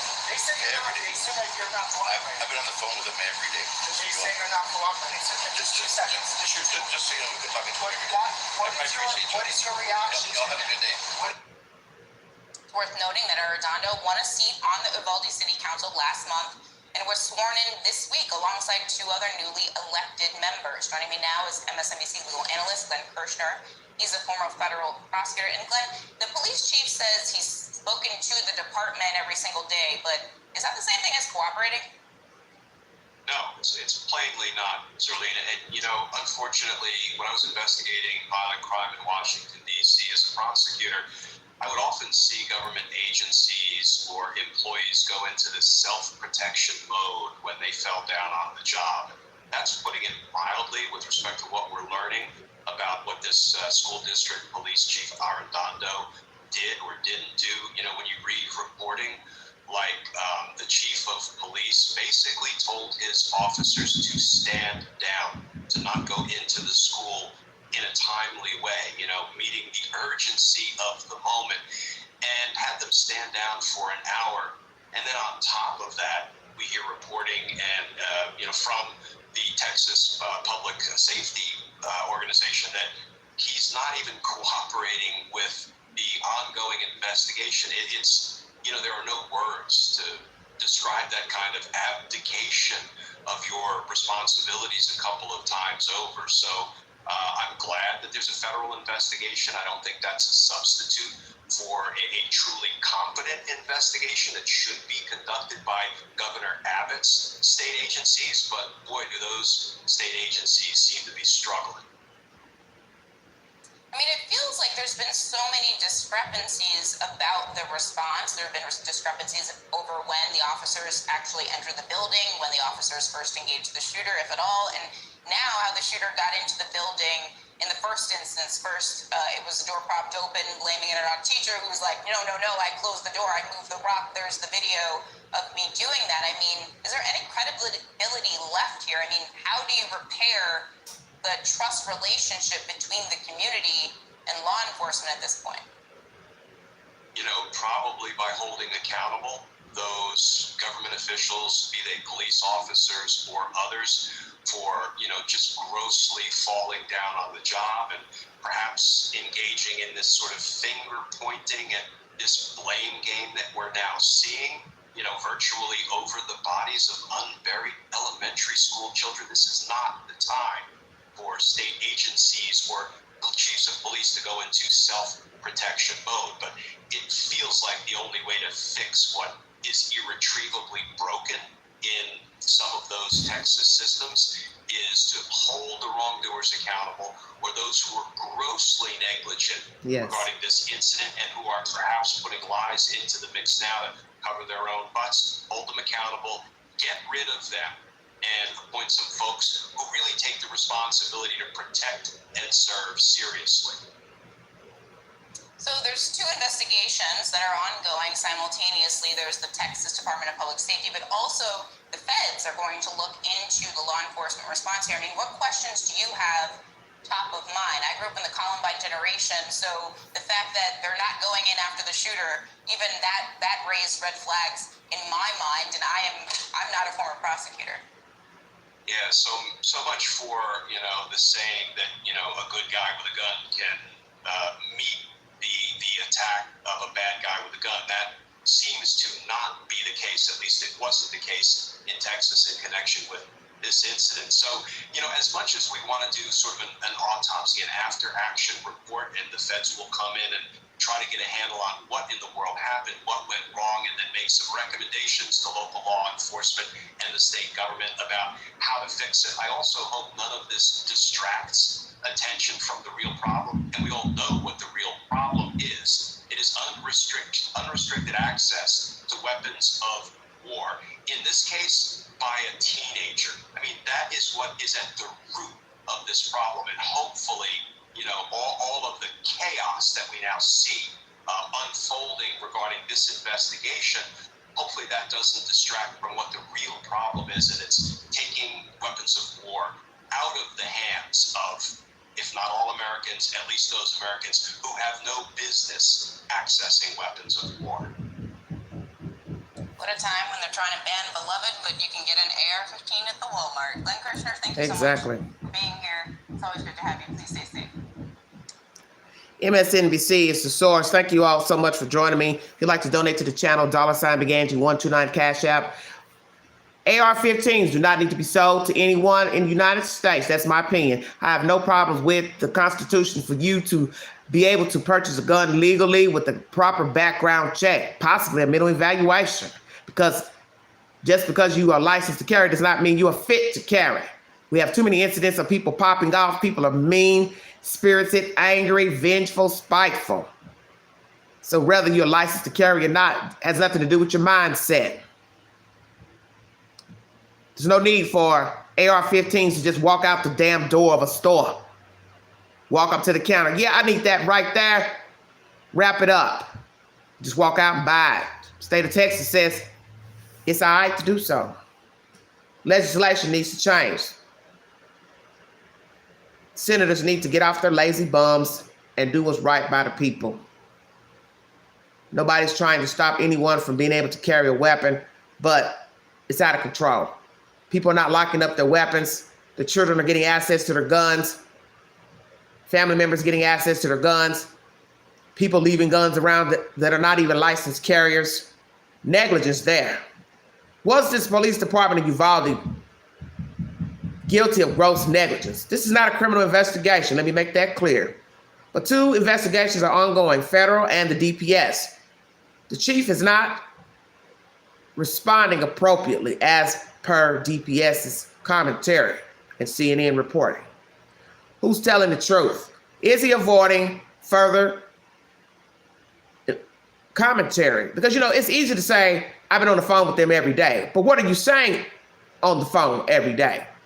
Are you saying, I don't have that information? I can't answer that question. I can't answer these questions. Is that what he's saying behind closed doors? Because he may pick up the phone, but he may not be answering the damn questions. See, there's a difference. Anybody can pick up the phone, but are you answering the questions that they are asking you? Probably not. Should there be firings in the police department in Uvalde? Should this chief be given a swift kick to the rear? Kick them out. The officers who didn't engage, didn't break protocol to go on in there, should they still be on the force? Who else is liable for this atrocious situation that jumped off an elementary school in Texas besides the shooter who is no longer living? You have to admit 1 hour is a long time to leave a madman inside of a room with teachers and children. You can't explain it. You can't wish it away. You can't avoid not talking to the public or the press, because in the end, you still live in that general area. You're still the police chief, and now you're city councilman, Mr. Chief. So you obviously want to hang around because you got sworn in a private ceremony. So obviously you want to be in the community. But the point is, will they keep your tail around? Because it's the people, as they say, we the people will decide if you get to hold your job. And I say Uvalde is going to say, hell no. We don't want them here. We want a clean sweep of the police department. And that's starting with the chief all the way down. Excuse the noise in the background. They're working on the house. Sorry about that. All right. I'm bringing you all the information pertaining to this baffling case out of Texas. It's very disturbing what has happened to these children and teachers. And I want to make sure I bring you all of the commentary that I have found pertaining to this case.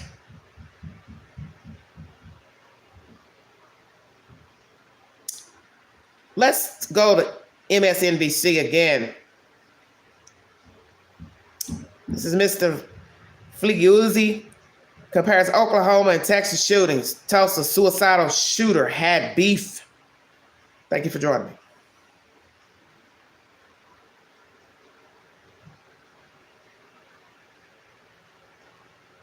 Distinction between here in Tulsa and in Texas is it appears we have a suicidal shooter. So this individual apparently decided at the moment he was confronted that he would end his own life. That ultimately put an end to it, but it sounds like officers were right there, would have ended it either way. But I have to say we have to make that distinction between an active shooter who's decided that he is going to end his life and confront him, or when he's done his mission, and someone else who's going to continue on and try to take as many lives as possible. The other distinction, of course, this looks like a very targeted killing. He had some beef with someone or something in this office on the second floor.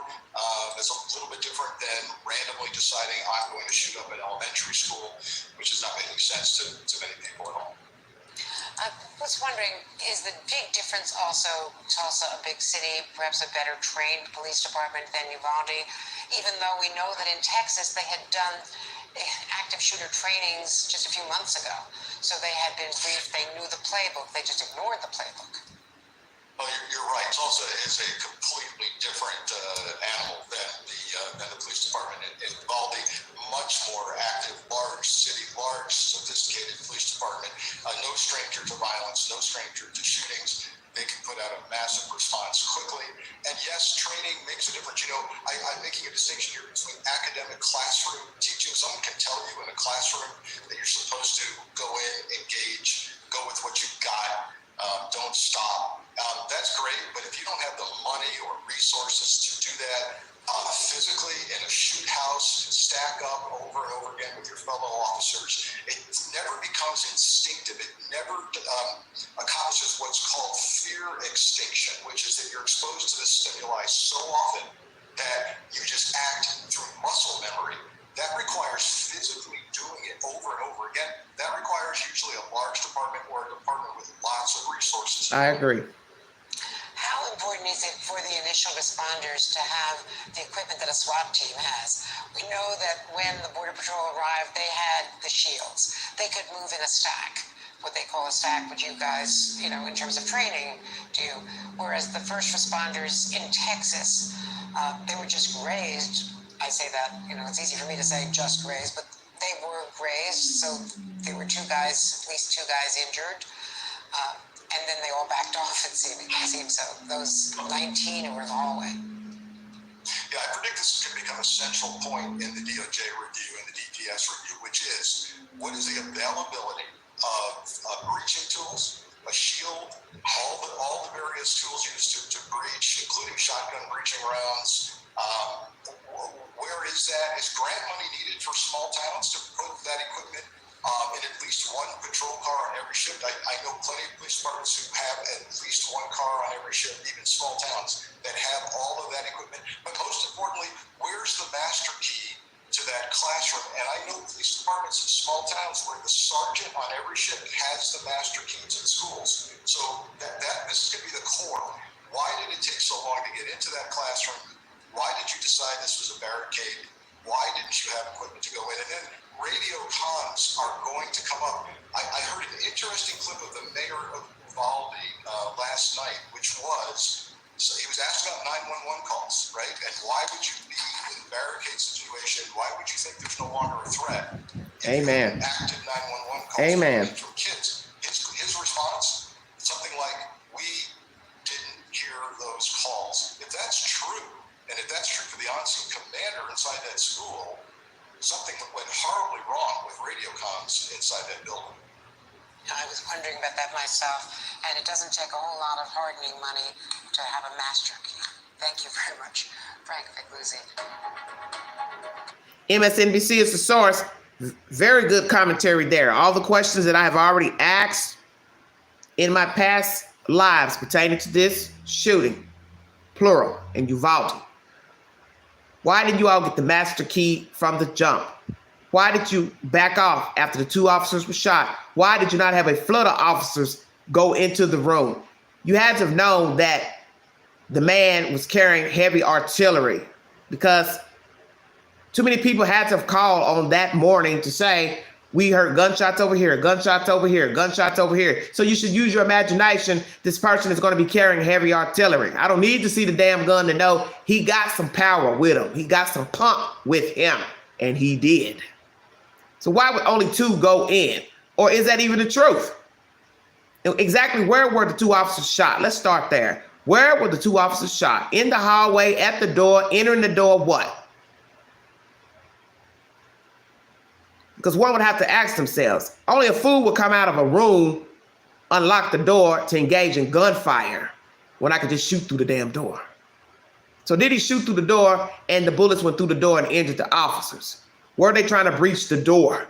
We know they couldn't have gotten in the door, the officers, because the door was allegedly locked and they didn't have a key, so they say. Hypothetical role playing. It's not the same as actually engaging with a shooter. We already know this. But if you are thoroughly trained,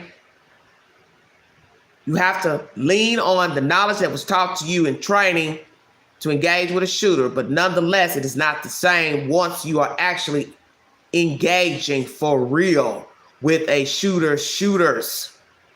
That's why you have to have backup. So I'm going to ask again, where did the officers engage in shooting with the shooter? In the hallway as he was entering the building? Did you all approach him as he was entering the building? Because we know it can't be in the classroom. Or was it? And then he locked the door after you all were able to run out of the room. I don't know. I don't even know what's the truth. Once again, did you all shoot the shooter in the hallway? And then he ran in and locked the door? Or were you able to shoot him into the classroom? I don't know. I find all this strange. And the fact that we have a chief not engaging with the DPS thoroughly to ask questions, answer questions rather, why not? Shows guilt to me. You're only worried about being on the city council. Well, maybe you should resign as the chief and just be a city councilman. But I think after what happened in Uvalde, they're not going to want you in either position. How about that? The people of Uvalde are not going to want you as a damn police chief, and they're not going to want you as a city councilman. Because guess what? You're supposed to enact duties as a city councilman. And if you can't be the damn chief of police, you sure as hell can't be a damn city councilman. What the hell are you going to do as a city councilman? I'm going to ask you. Nothing. Sit behind, shuffle paper, throw your weight around, and do the same damn thing you're doing now. I can't answer that. I've already given information about that.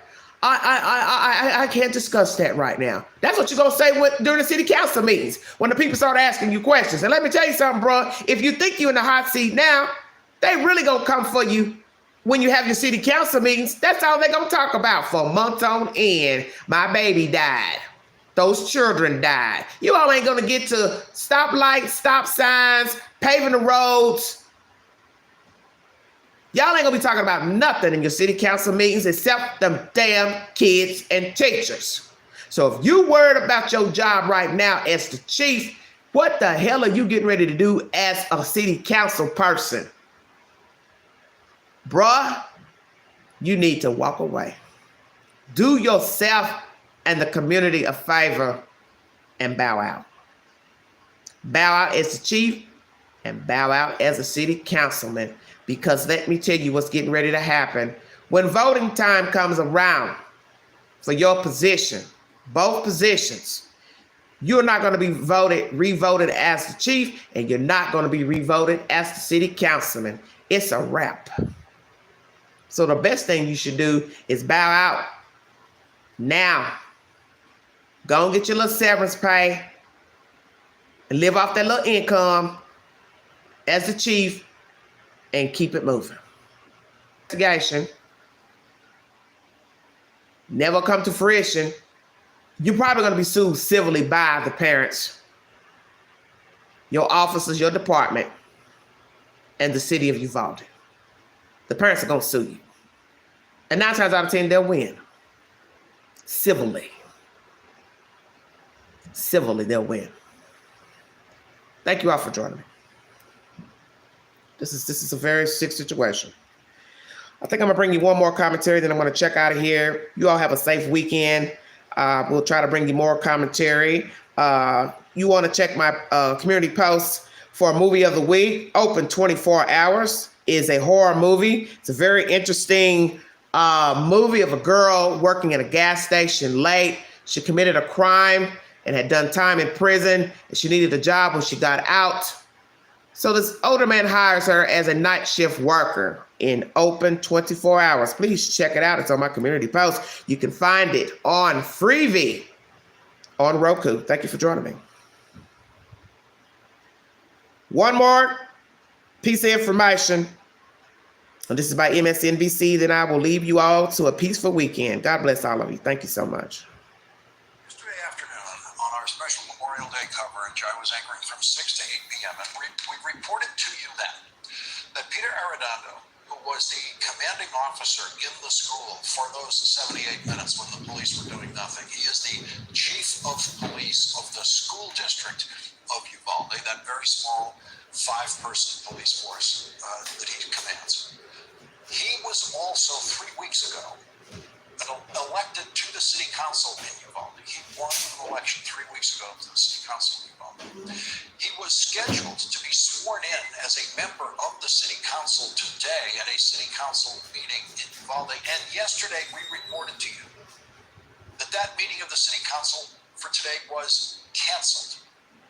That was the end of the story for today, as far as we knew. And now, tonight, the city council, the mayor of Uvalde, Republican mayor of Uvalde, has just issued a statement indicating that no, they didn't have the city council meeting, but the police chief was sworn in as a member of the city council today, and that happened while he's been hiding out from investigators who are trying to get more information from this police chief who has been AWOL for 2 days. But he did get sworn in tonight as a member of the Uvalde City Council. And here is the written statement produced by the Republican mayor of Uvalde tonight. This is from Mayor Don McLaughlin. You'll remember him as the man who angrily calls Beto O'Rourke a sick son of a bitch when Beto O'Rourke questioned him and Governor Abbott at their completely false, we now know, completely false press conference that they held the day after the mass murder of those 19 children and 2 teachers in Uvalde. Here is that mayor's written statement tonight. Uvalde City Council members were sworn in today as per the city charter, out of respect for the families who buried their children today and who are planning to bury their children in the next few days. No ceremony was held. Our parents deserve answers, and I trust the Texas Department of Public Safety, Texas Rangers, will leave no stone unturned. One answer that the parents deserve is, where is Peter Arredondo? Where is he? Why is he not cooperating with the investigation of what he did in that school where those children were killed?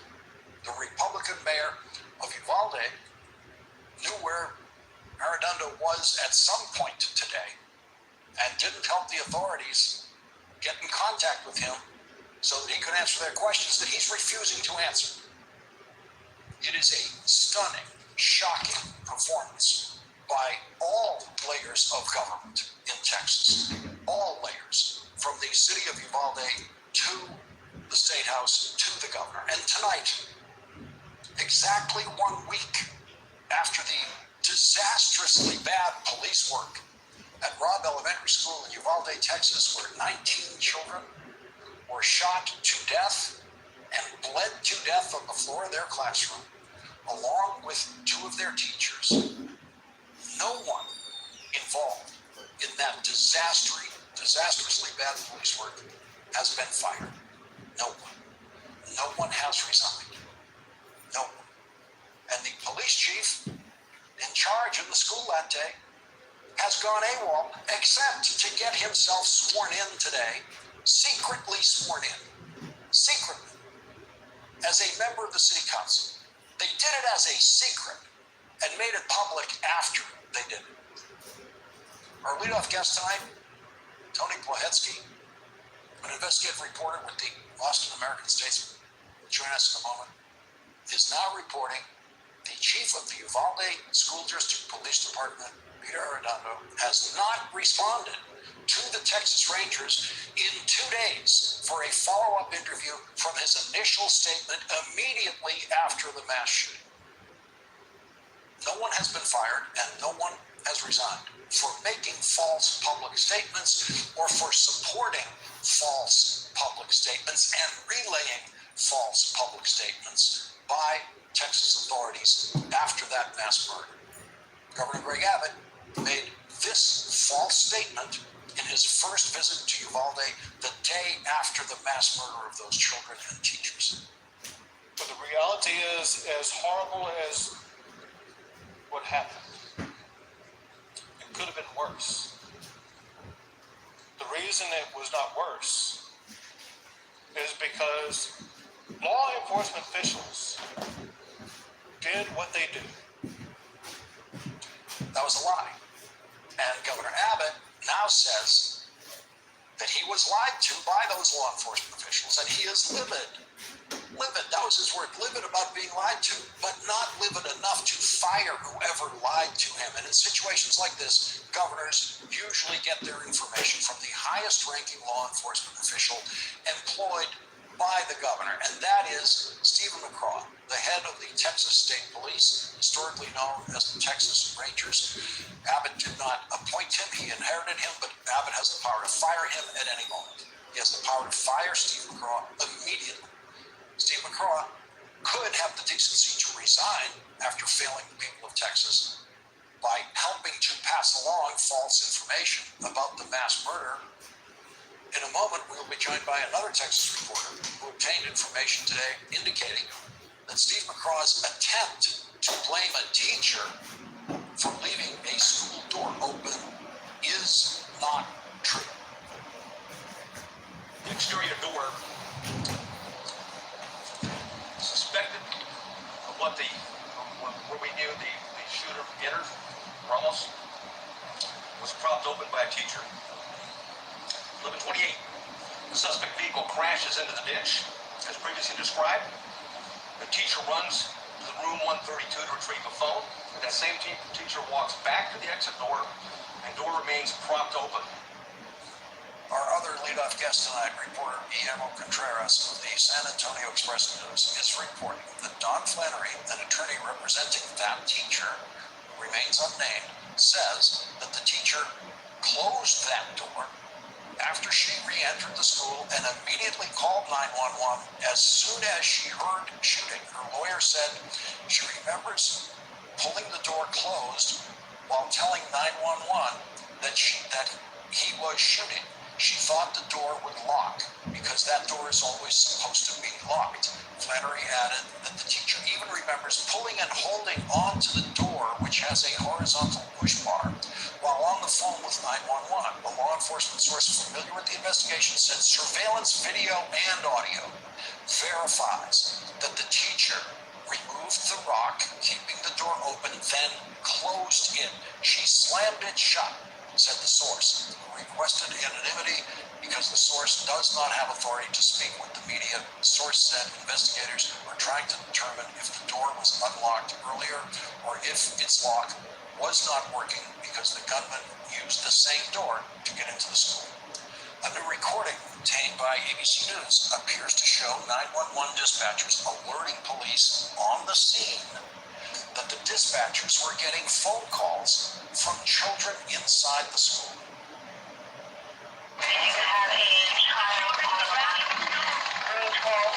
Are we able to, is there anybody inside of the building? Child is, as I say, he is in the room full of victims at this moment.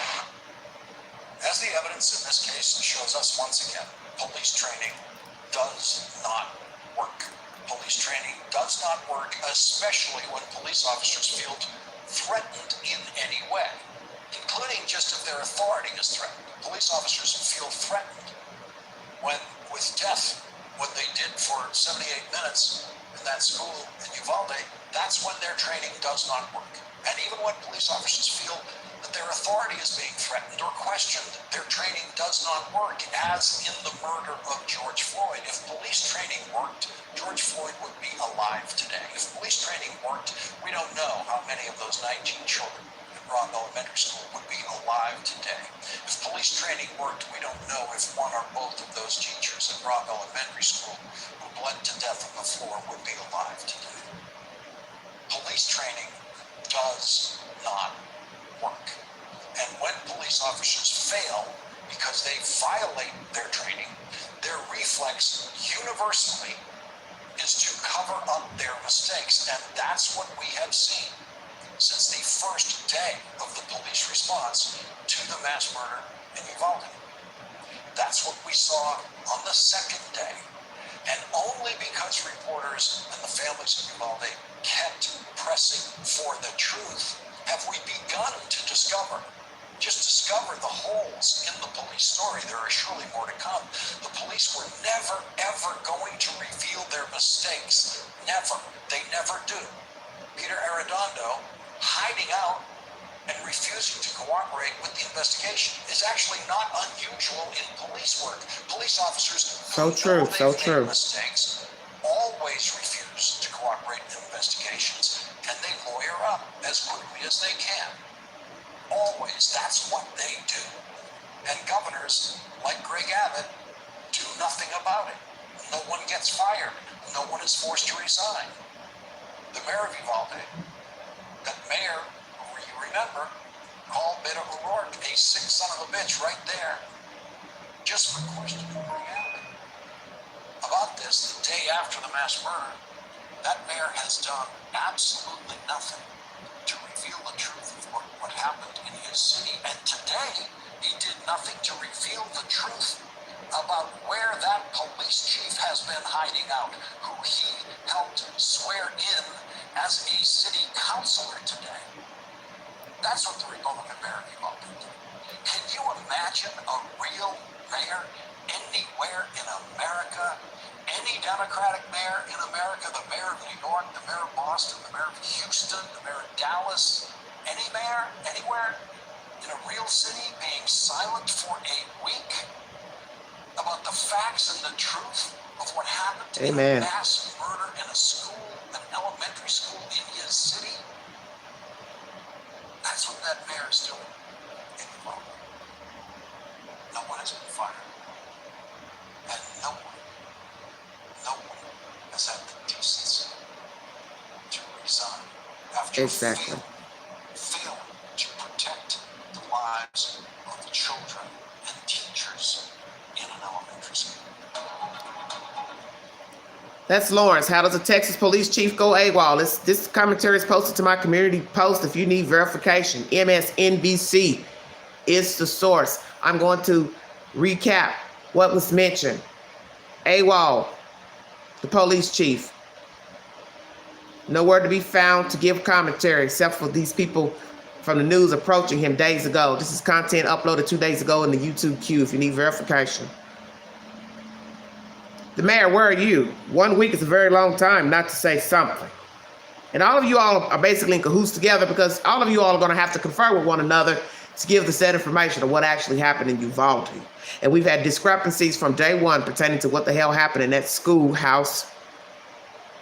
Now we have information, once again, same information, going round and around about a door propped open. The teacher kicked the rock, going back in, holding the door shut while talking on the phone. So that means she had to have been holding the phone with one hand and holding the door shut with the other. But how are you going to hold the door shut to know if a person's going to come in or not? That makes no sense. Because holding it shut doesn't prove that it's locked. Unless you can hear a click. And as I've always said, was there or were there handles on the outside of the door? But I don't need to open a door with a handle if the door is propped open. So were they trying to blame the teacher for propping open the door initially? So who propped open the door? Let's go there. Who propped open the door? Was it this teacher who is alive and now has an attorney? And why did she get an attorney? Because she has nothing to hide and she's telling the truth. Why would she need a lawyer?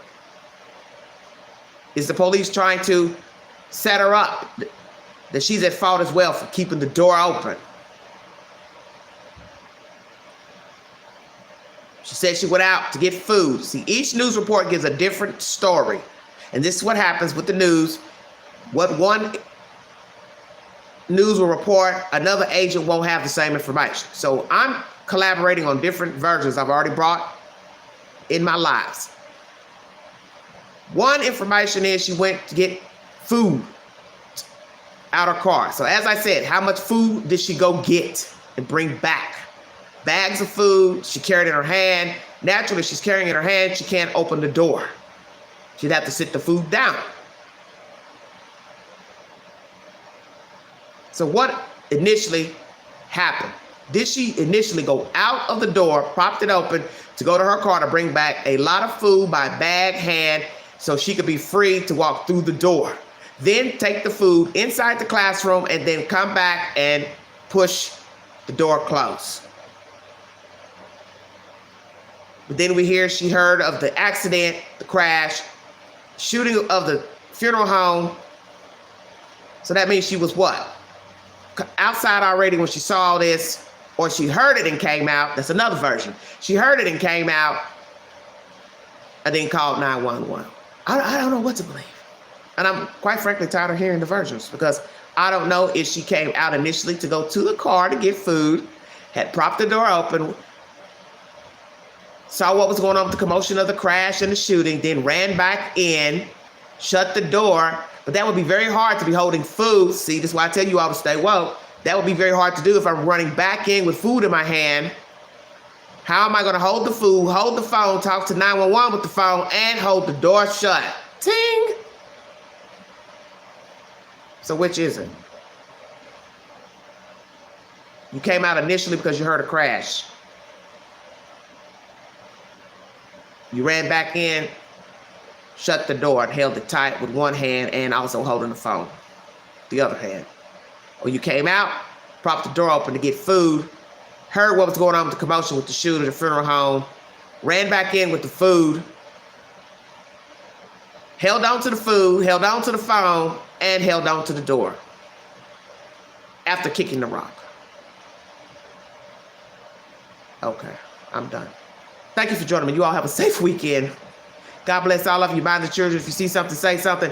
Be a part of the solution and not the problem. Prayers for Tulsa, Oklahoma. Black man kills a black doctor. Sad. Prayers for Buffalo, New York. Those who lost their lives and those who were injured. Said charges have been brought forth for the defendant. He will have a next trial date in July, next month. Prayers for Uvalde. The children, staff, those who survived. I do have information they will not be returning back to school. That's something else I meant to bring to you. So sorry I had so much to bring forward to you because I kind of like to recap everything I've put on my community post. This is a bit winded live, but thank you for holding on and listening to the content. But they will not be returning back to school. I do not know what they're going to do with the school building, if at all anything, but the children and staff will not be returning back, and they're making provisions of what to do as far as housing the children in alternate locations to resume school in the fall or late summer. Prayers for this small town. 5-person police department is what I thought I heard in this commentary. So then you have to ask the ultimate question now. If you don't have a 5 persons working, then how did you have a tactical team? So what do you want me to believe? That the other 4 officers were also police officers and tactical team. So where are your detectives to solve crimes that are felonious in nature? So that means you don't have a crime unit, homicide unit, theft unit, sexual crime unit. Stay woke, everybody. Are we talking about a police department that is failing in itself before Uvalde? That they didn't have adequate staff. It's kind of making me think of Cal City right now. They only had, 13 people working in the Cal City Police Department at the time when the children were allegedly missing. So do you not have appropriate staff to conduct business, criminal business in Uvalde? Because after this incident, you're going to have a clean sweep of the police department from the top to the bottom. And you're going to have adequate staff for a worst case scenario, officers on the beat, tactical team, negotiations with hostage situations, detectives to work felonious crimes, theft, sexual assault, murder, the obvious. Something's got to be done. Somebody needs to be fired, and they need to start with the chief. The mayor, you need your tail whipped too. You all are riding this train together, but see, what you don't understand is that eventually the train got to stop. And one of you bad boys is going to have to jump off, or somebody going to kick you off. That's sad information. Y'all have a blessed weekend. God bless all of you. This is Everyday Shenanigans. Thanks for joining me.